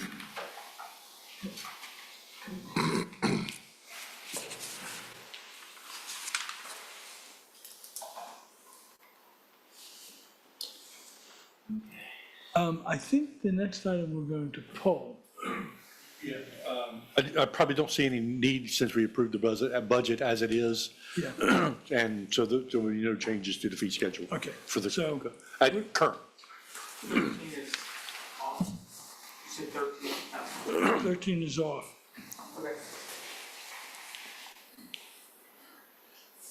Open forum and general discussion on BPW parental lead.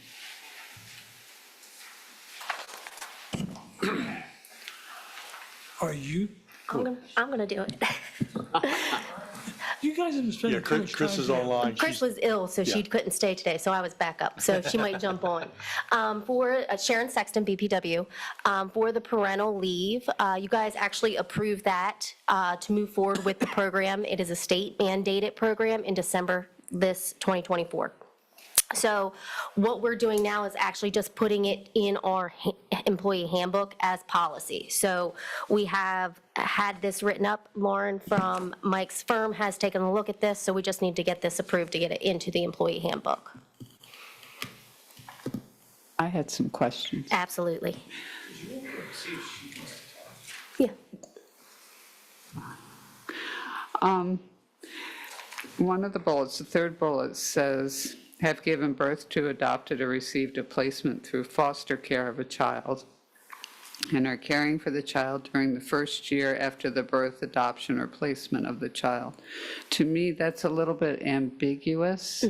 If it's a foster child, what if they're 10 years old? Is that considered, they still get a first year of? Yeah, this is language from the state, so that is how the state wrote So the it. state is ambiguous. Yes. That's the beauty of it. Yeah. It was written by a lawyer, right, Mike? Yeah. And I would say yes, even if the child's 10, it's the first year they are with it. So it's new to the parent, new to the child, you need that adjustment period. So I would say that that's the meaning of that. Okay, and another question I had, the maximum of 12 years of parental, 12 weeks rather, of parental leave, benefits in a given application year, I think that needs to be defined, application year. Is it like if I apply in 2020, in June of 2025, is it just for 2025? Or I is it? believe it's a 12-year period. So if you apply on January 1, you've got all the way to December 31. If you apply on March 1st, you got all the way to February 28th, Okay, I think. I will double check. it should probably be Okay. defined, yeah. We footnote that? That you will be the one that Yep. checks this out? Yep. And then, does the leave have to be consecutive? Or might a parent decide, I want to get 3 days a week as parental leave and, That is You know. a good question. Chris, do you know the answer to that? She just has to unmute herself. Okay, I don't know if she can, I don't know if she's there. okay. Gail, do you recall if it was consecutive or whether they could use it all, like 5 here, 10 there? Do you remember? I thought it was consecutive. Okay. Yeah.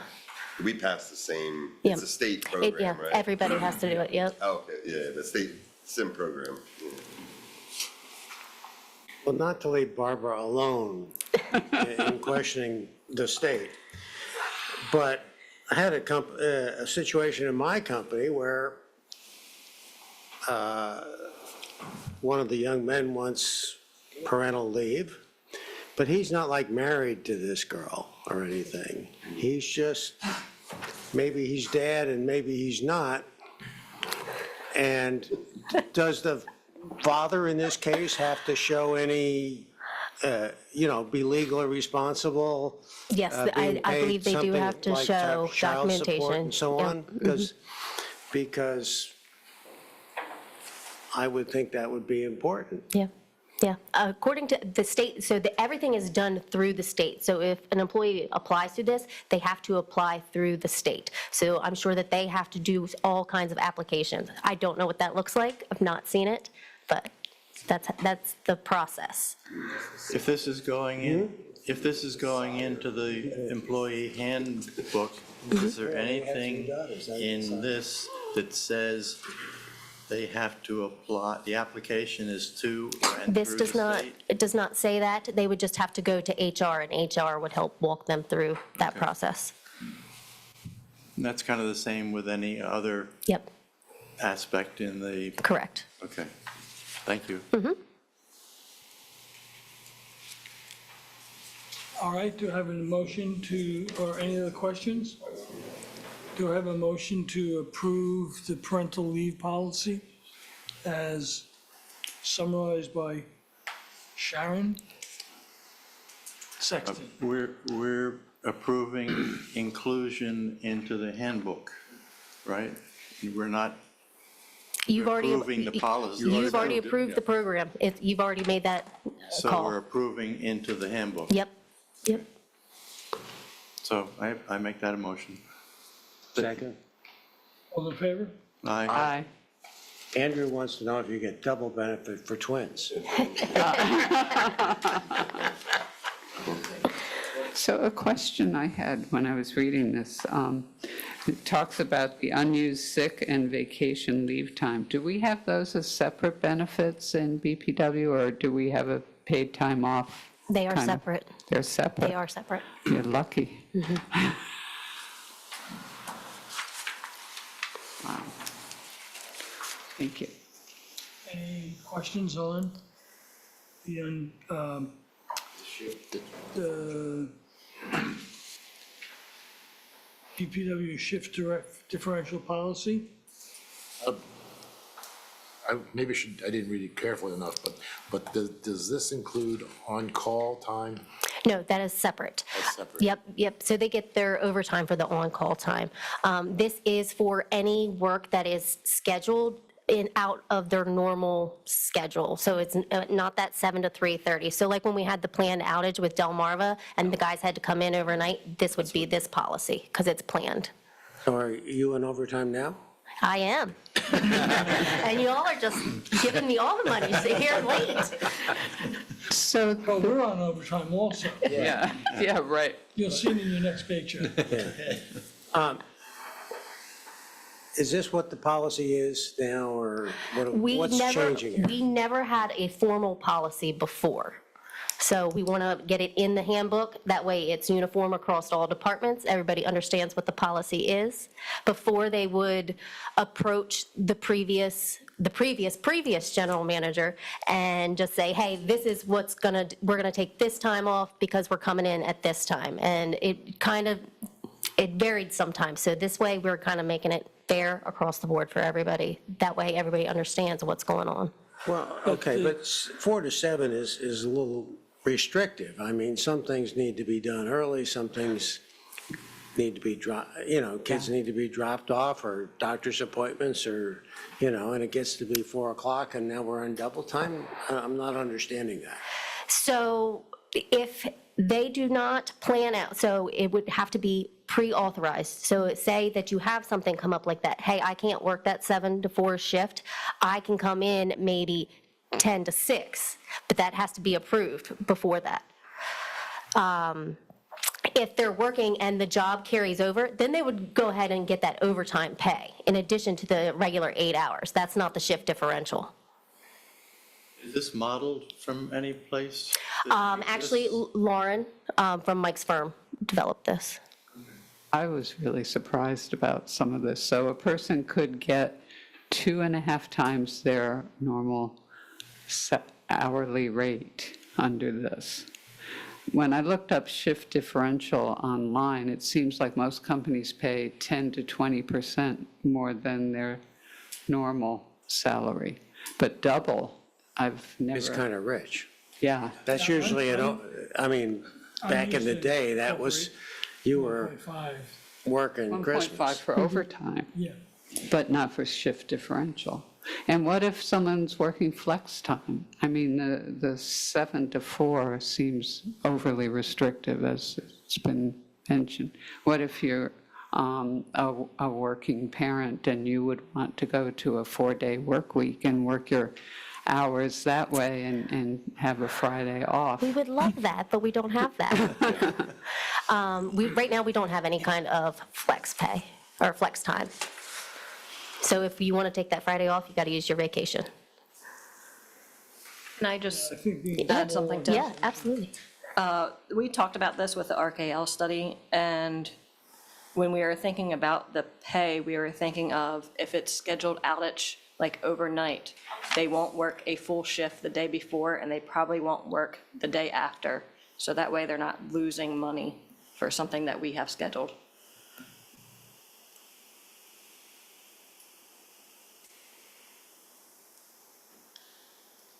It just seems double seems like too much. What do we do now? Like Sharon said, there's really no standard answer, or hasn't been a standard The new answer. general manager is cracking the whip. That's why we're trying to make it a policy so everyone's aware, so we can move forwards. There was times in the past, that someone would do some scheduled work, say when we would do our jetting of the sewer main on Kings Highway. Again, they want you to do it at night, so you don't, it's just disruption. There could have been a possibility at times that they were allowed to take a full day off before with pay, a full day off with pay after, and then get paid the time that they worked. So they weren't working 2 full days, but getting paid for 2 full days. That was one of the options. And again, it was not a written, so that's why this is to try to, there are times, very few, that there are planned work after hours. It's sometimes hard getting individuals to come in if it's not, I don't want to say worth the while, I don't want to say that in a bad way, but it kind of incentivizes that sometimes they got to leave their home to do these 4-hour works that are required. If I can, Ellen and Lorraine, what's the city's policy on shift differential? Alan Lorraine, McCabe, City of Lewes. Shift differential right now is only paid to our police department when they work an overnight shift. And how much is it? 75 cents an hour on top of their hourly rate. Wow, that's not much. That is a negotiated contract item. Yeah, I recognize they are. Union. So the streets other- department. The other difference with the police department, Ellen made us aware, is that there's this mutual aid agreement, so there's not as necessarily a need to have guys come in. We share with George, so if Georgetown has Returns Day, we'll send guys there, and on 4th of July, they send here. So it's a little bit, you know. But excluding the police department then, what about the streets department and? Well, I think it's important. Our police department is going to get different pay if they are contracted for their services. So if a contractor comes in and says, we need traffic control, then they're going to get double time, but we bill out for that. Right, no, but I'm saying exclude the police department. What's the policy for a shift differential for the streets department? We don't have shift differential for our maintenance department. There is some version of flex. Is there, are some people who get flex, or how's that? Managers get flex. Managers get flex. The others get time and a half if they work beyond their 8 hours. Yeah. I agree with Barbara. I think 2 times for shift differential. Right here. I think 1.5 is reasonable. Yeah. I think 1.5 is generous. Because they also get on top of that, if they've worked more than 40 hours, they get the 1.5 on top of it, according to this. But, so take it, for example, for the outage, they did not work past 40 hours because they knew that they had to come in at midnight and they worked midnight to 8. So instead of working 7 to 4, they worked midnight to 8. So they won't get overtime on that. Well, is it fair to say, let's get a copy of what the city does for buildings and so on, and compare them? And, you know, I mean, my bias would be to kind of make them the same so that. Or find out what other towns, yeah. Okay, we can do that. We can do that. Do more of a comparison. Was there, I mean, I know you talked with RKL and Lauren, did Lauren chime in on the actual rate number or just the legal? I had a note to follow up with her. Did Lauren weigh in on the? No, I think she just kind of said, where do you want to be? And Exactly. yeah. But RKL then is the one who came up with this number? No, it was the same kind of thing of where would you want to be, and kind of wrote up a little bit of a draft, and then I think it went to legal. Yeah, I certainly think, I mean, RKL would have a general feeling. Okay. And so, We can follow up with them. yeah. And the exceptions like, the power outage, I mean, that Robin can always make an individual. I think just setting a set policy though for at two times. Every year. But there's not a question about the entitlement of the shift differential, right? If it's not called out any other place, it's valid to put it in some way. Right. And have Totally it come agree be with that. fair and reasonable. Right, Yeah. yeah. Okay, we'll bring it back. All right. Thank you. General discussion on the drug, an update on the drug and alcohol policy.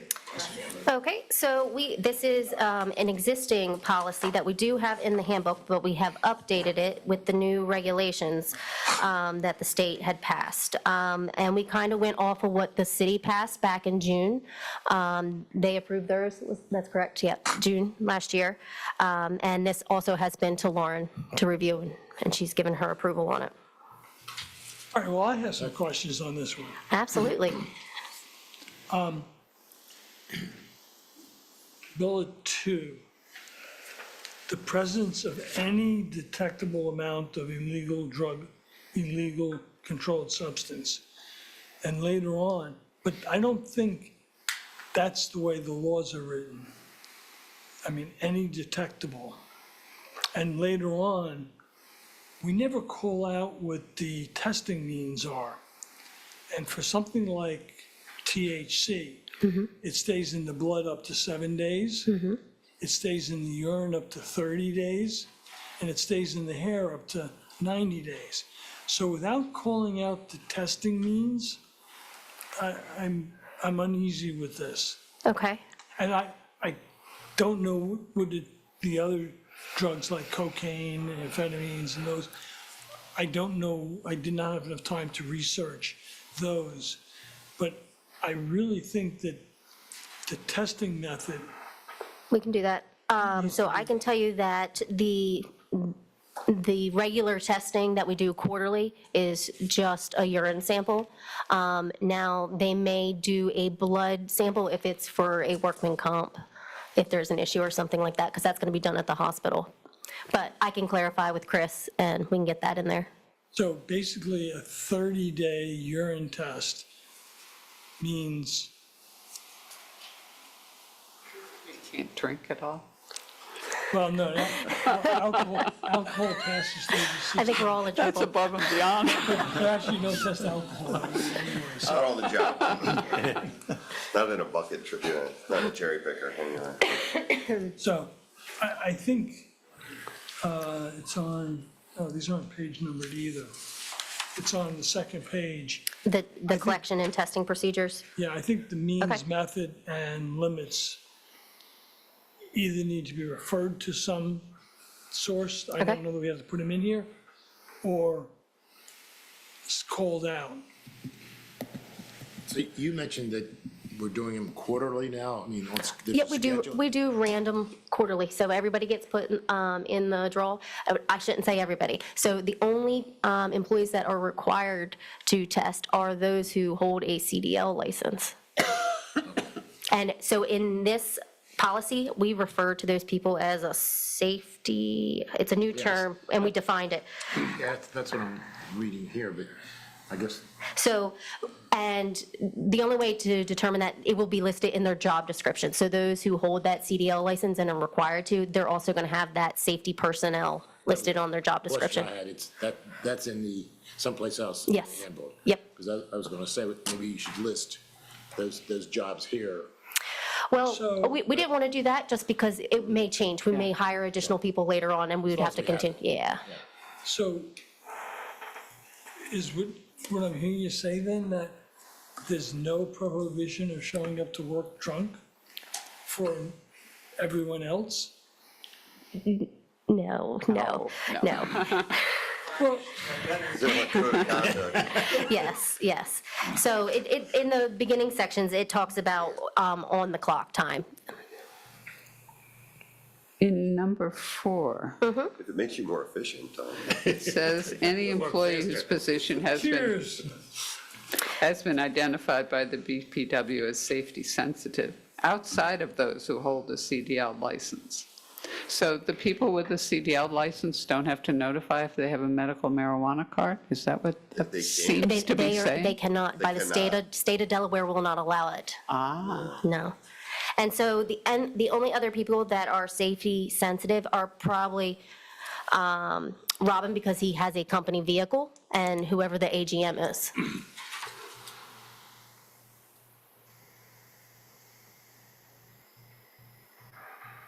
I was surprised to see us calling the BPW a company, but I see you've defined company too. Yeah. You know, I would expect it to be called an organization, but another thing is that this, the reasonable suspicion observation checklist, is there a reason that's not part of this document? It is, it can be, it's just a separate document. Chris has it in HR. Okay. And then post-accident, employees are subject to testing when they cause or contribute to accidents. What if they didn't cause or contribute to it, but they were involved in it? Like if a crane falls on top of them or something, you know? I mean, they wouldn't be subject to post-accident. No. Okay. And then another thing in that couple lines down, or that result in an injury to themselves or another employee. What about to Somebody else. anyone? Yeah, like contractors, visitors, guests, board members. Well, and the very first paragraph shouldn't, because it says alcohol and drug abuse possesses a threat to the health of the Lewes Board of Public Works.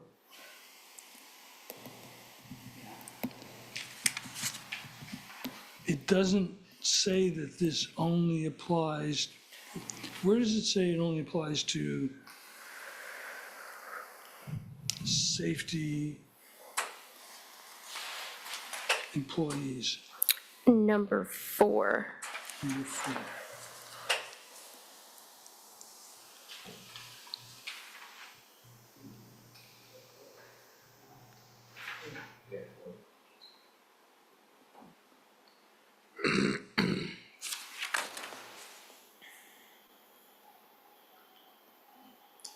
Yeah, but you see, that runs into medical marijuana, and I think the first paragraph needs to be rewritten to specify who the policy pertains to. Okay. Because unless I'm missing it, I don't, There's safety-sensitive positions defined in the definitions. right, but why wouldn't it be in the purpose? But isn't the sentence above purpose, this policy applies to all employees and all Correct. employment Correct. applicants? Yes.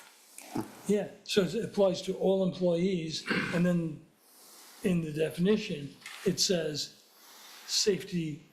That's with respect to the testing. Yes. Yeah, that's the random testing. No one's expected to use drugs or alcohol No, at work. no. That's the- Right, that's right.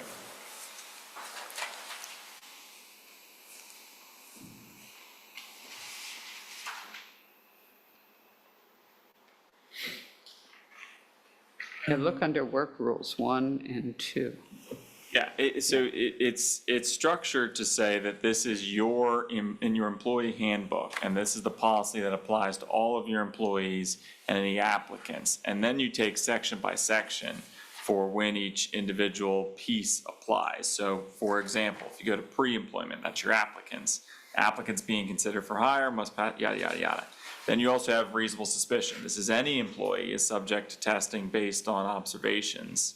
and it explains it. Then you get to post-accident, employees who are subject to testing when they cause or contribute to accidents. So each individual, each circumstance is anticipated and addressed in your policy, how the testing is going to be handled for that employee or applicant. So, following that train of thought, so this is saying that we drug test every employee regardless of what their position is, And you could. You could, or you could. yeah. You could, on reasonable Yeah, suspicion. yep, if I am out here walking and falling down and I'm supposed to be working and that's reasonable No, suspicion. this is pre-employment. Yes, we Oh, yeah. drug test everybody before they start.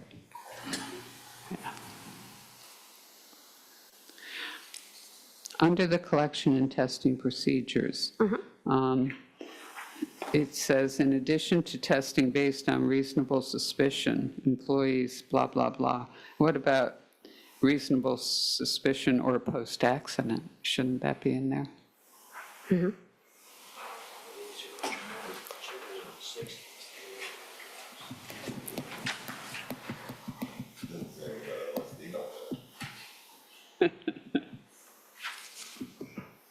Oh, all right. Okay, Well, no, it says testing, but not limited to the following substances. So, no, you can't. Although these meetings might be more entertaining. All right. If everyone else is comfortable with it, with those comments, I find the whole way it's written to be confusing and there's not a whole lot that's changed. So this is the addition is the marijuana, a lot of the marijuana, speak with the new regulations through Delaware. So, yep. yeah, and I'm not suggesting that they change it. I know we've read it before. I never read it this in-depth before. I understand. All right, so with those changes, are you guys okay with me making those changes and then accepting this based on that? I have another question. Yep. Under consequences. The second paragraph indicates that an employee who violates this policy will be terminated. But the third paragraph said employees who test positive, violate the policy, will be subject to discipline up to and including termination. Where was the first reference to termination? The second paragraph Second under paragraph. consequences. Second line, Yeah. Okay.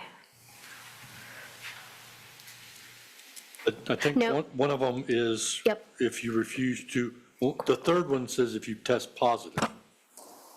The second one talks about refusing a test, Yep. sell by, it doesn't say using. Well, it does say, or who use, possess, buy, sell, manufacture, or dispense. yeah, I think, I guess maybe that's covers all of it, but the testing would is focused in paragraph 3. and maybe testing or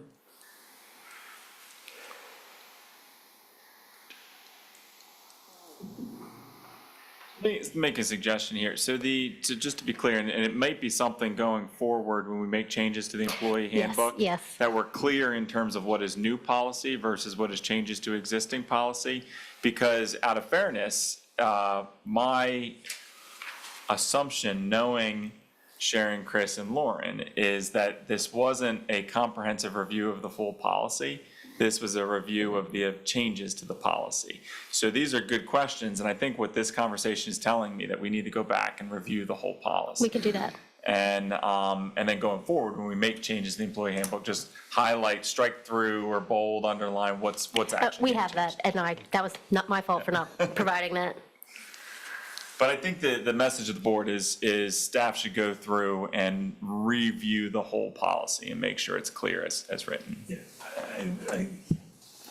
that's my point, is when I read through this, it's confusing Sure. to a simple-minded. But would it be something that the board look at also and make suggestions? If you have more. Let me just, you guys take a look at it, send me your comments, we'll incorporate them, then me, Chris, and Lauren will get back, circle back, and then we'll bring it back to you. Sound like a plan? All right. Good. Thank you. You're welcome. Thank you.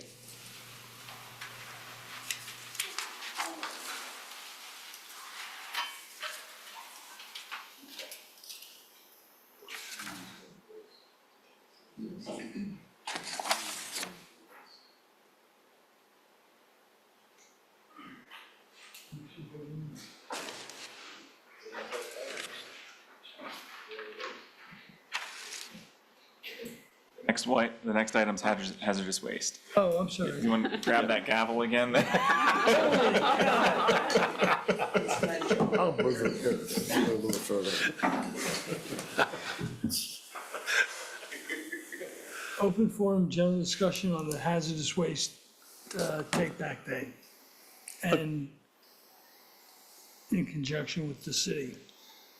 But, okay, as Tom noted earlier in his report, this is scheduled for Saturday, April 26th, from 10 to 2 at the Slay Avenue warehouse as the normal location. So all that can come and help, would appreciate it. Our warehouse is kind of full with meters at this time, so we've got 2 like shipping containers that we'll be utilizing, but it'd be at the same location, so no changes there. I don't think that any action's needed on that, it's just a reference.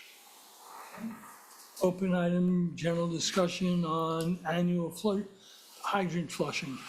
Okay, the semi-annual hydrant flow flushing will be completed on April 16th and 17th.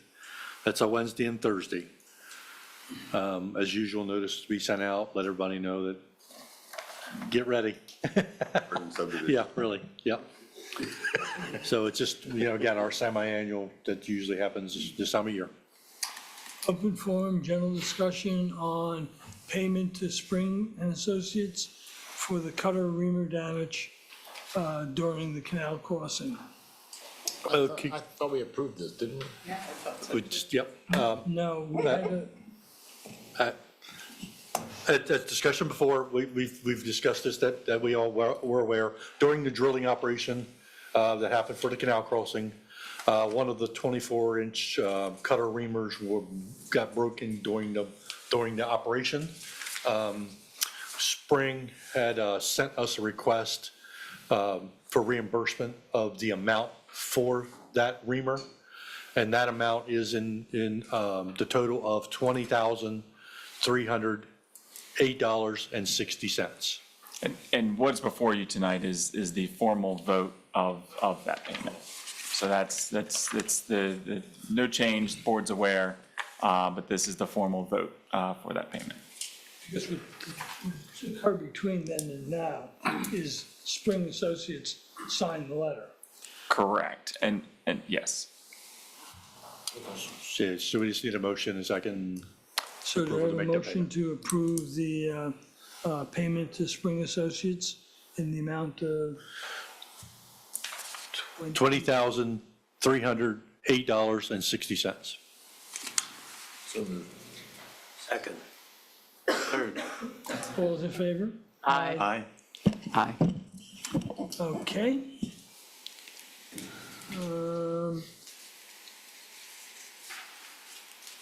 Open forum, general discussion on recommendations for seats on the BPW Finance Committee. Mr. Nichols. Thank you, Mr. President. The members of the current Financial Committee have all agreed and have asked to be allowed to serve for another fiscal year. Congratulations. And the members are myself and Bob Heffernan, who are the co-chairs. BPW members, General Manager Robin Davis, Financial Manager Kimberly Brellier, the City Council ex officio member who was appointed, Amy Marasco, and 3 citizen volunteers, Michael Hogan, Calvin R. Jaber, and Carolyn Jones.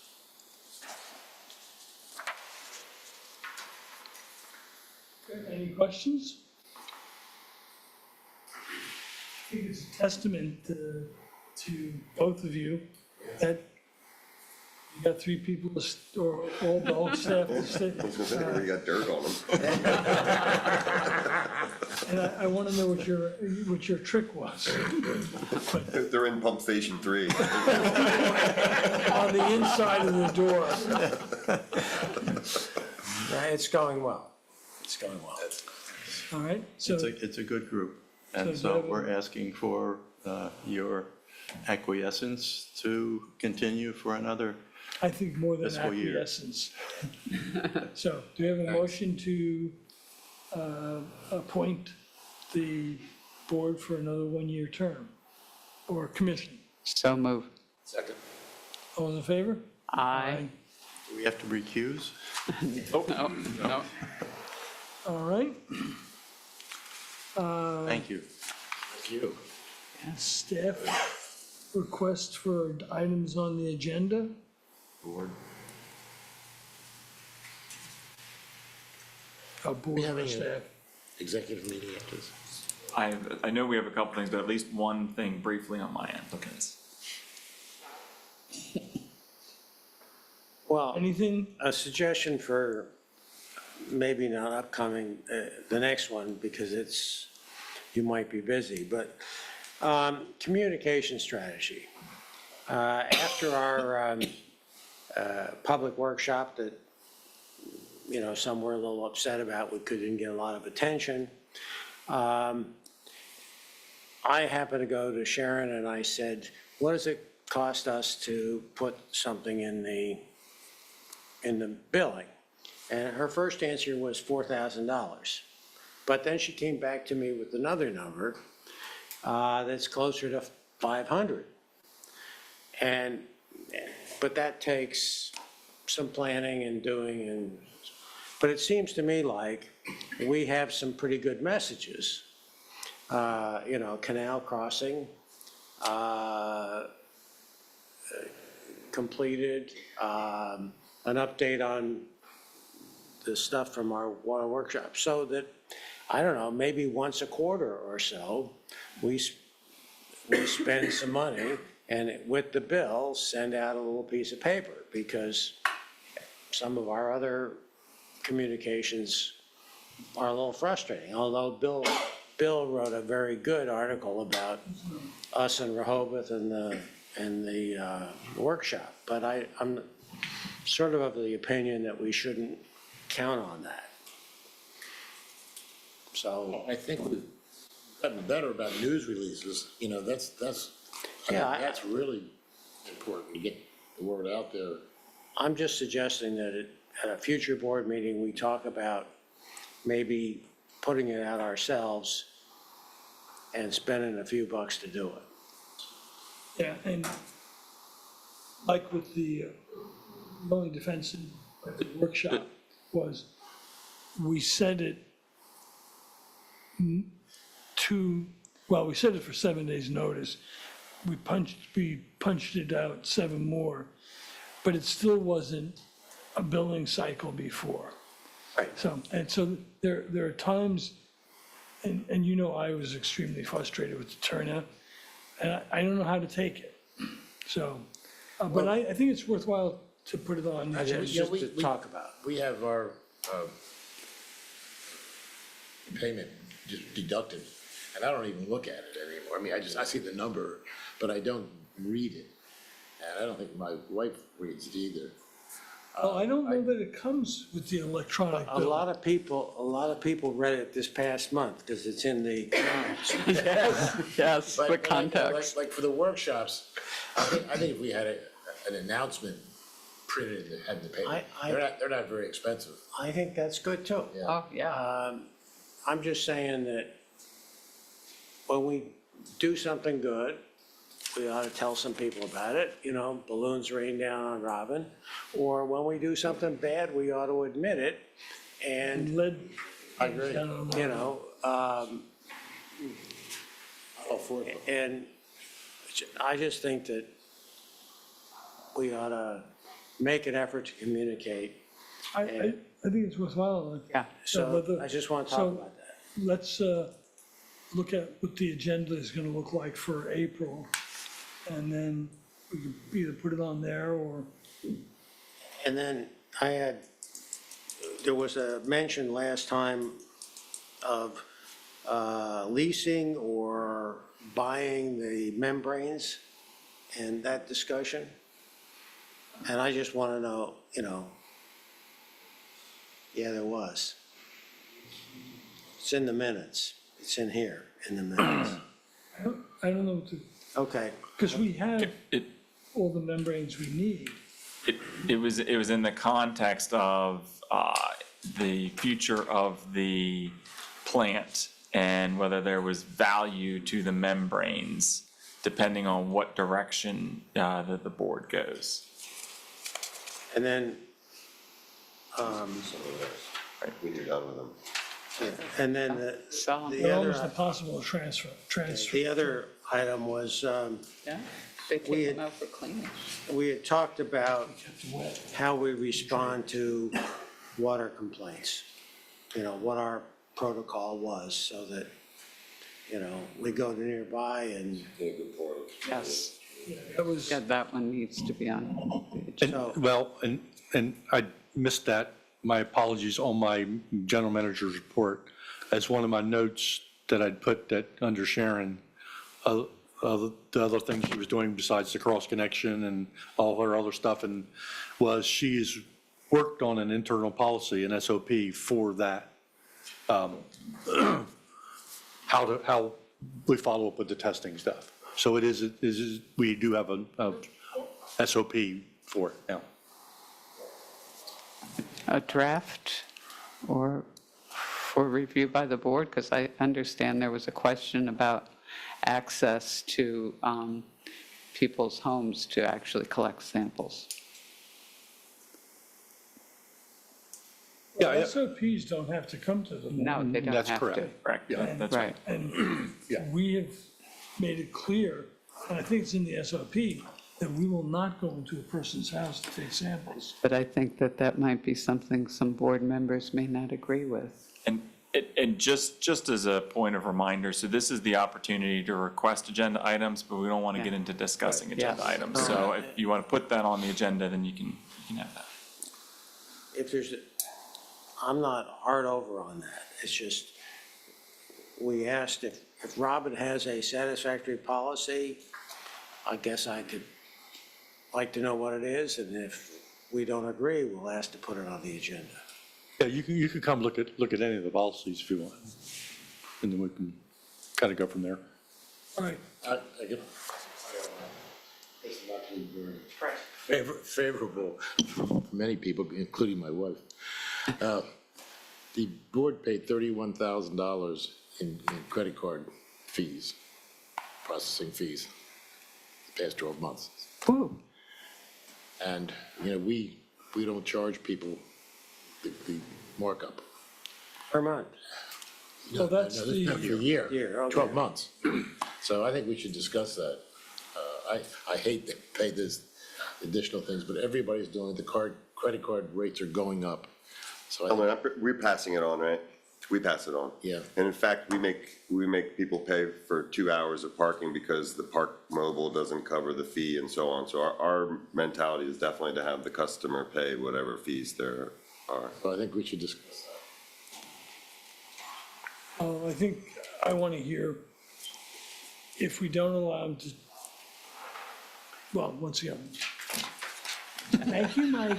I heard you yelling.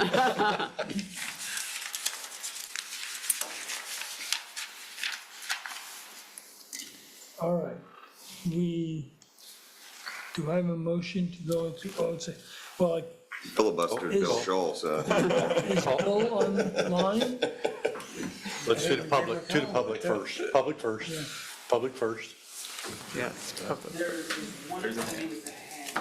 Okay. So, Hold on. Go ahead.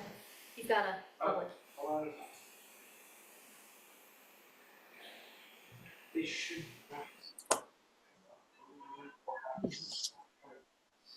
Hi, can you hear us? Yes. Identify yourself, please. Sure. Hi, everybody. It's Felicia Pancati, 115 Schley Avenue. I had to leave because I thought you could all hear my stomach grumbling.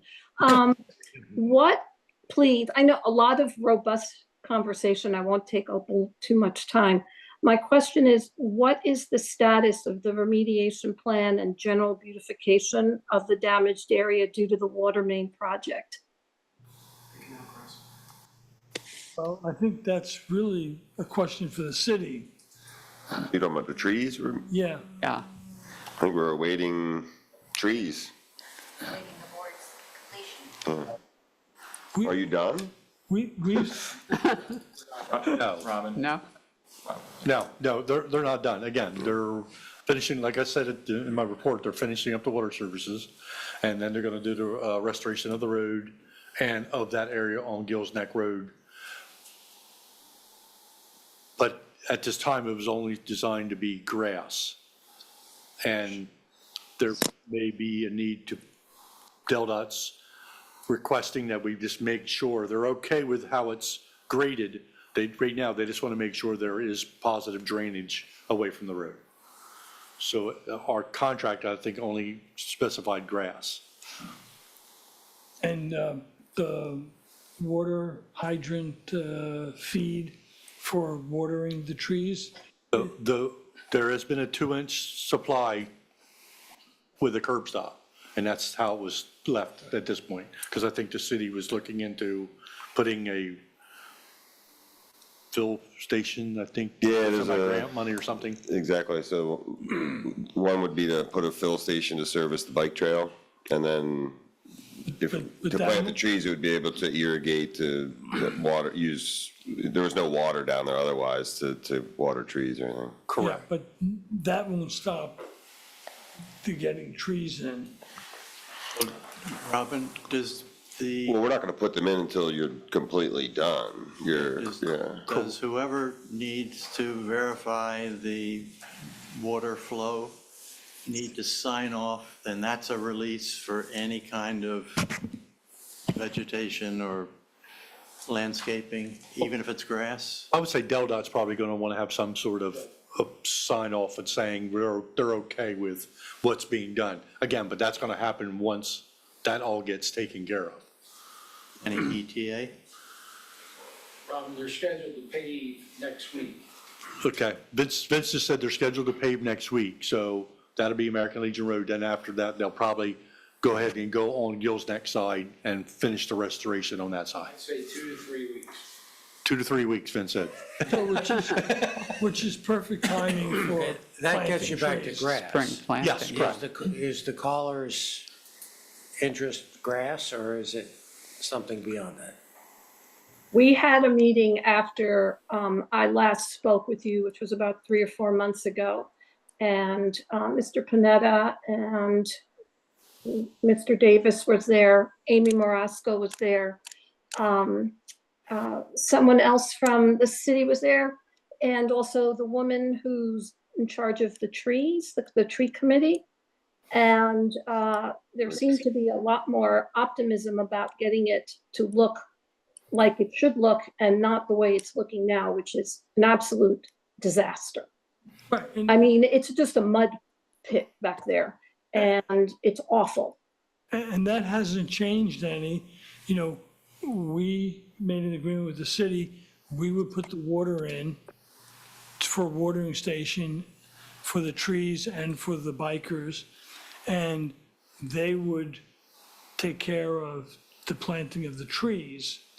And none of that's changed, has it, Andrew?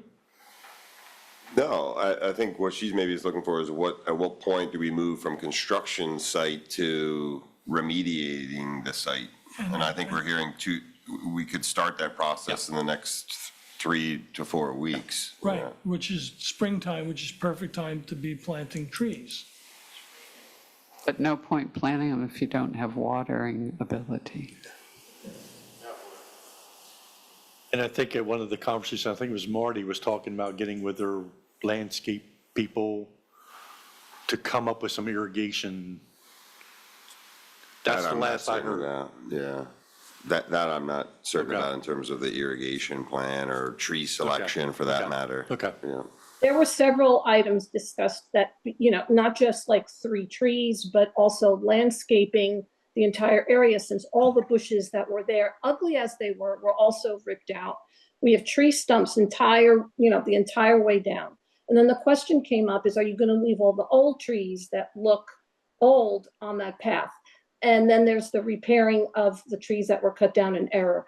I'm not here to I just want to understand, who should I talk to next as a resident? I'm tired of looking at that. It's awful. And I know there's only 5 houses back here, but maybe, the people that walk and ride the bike path would have an interest in making it look better too. Absolutely.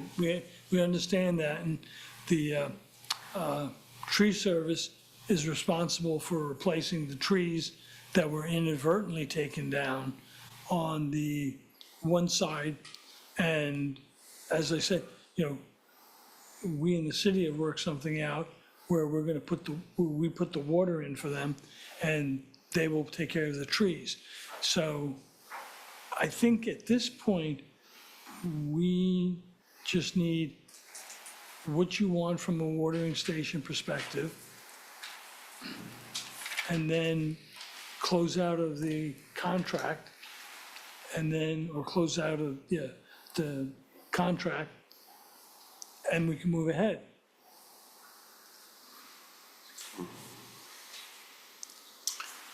I was walking there yesterday, and there was a tree that was probably planted a couple years ago that was staked up and tied, keep it straight. But one of the ties hadn't been taken off. It was strangling the It was tree. girdled. Yeah, so in fact, I took a picture of it and sent it to Marty. Asked her to take care of it.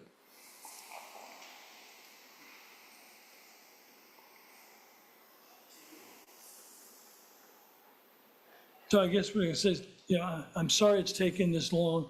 We ran into problems, as you know, with the canal crossing. We had hoped to have done earlier, but, that's all behind us now, and it's just the final restoration, and it will happen this spring. I appreciate everything everybody's doing. Who can I partner with at the city and develop a relationship so that there's some communication, so I can share this with the other neighbors on Schley? So I'm getting a nod from our city manager. She'll coordinate with BPW staff on the site when they're complete their work. And then, Eleanor, do you have her information already from the initial meeting? Okay.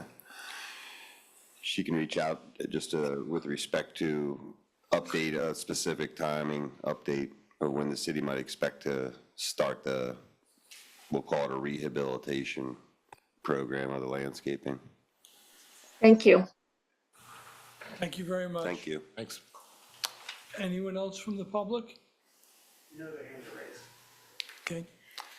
And any chance Bill is on the line? I can't read that. Unless his name's Susie. Hey. He's on his Okay. after-dinner drink. So, do I have a motion to go into executive session? So moved. Second? All in favor? Aye.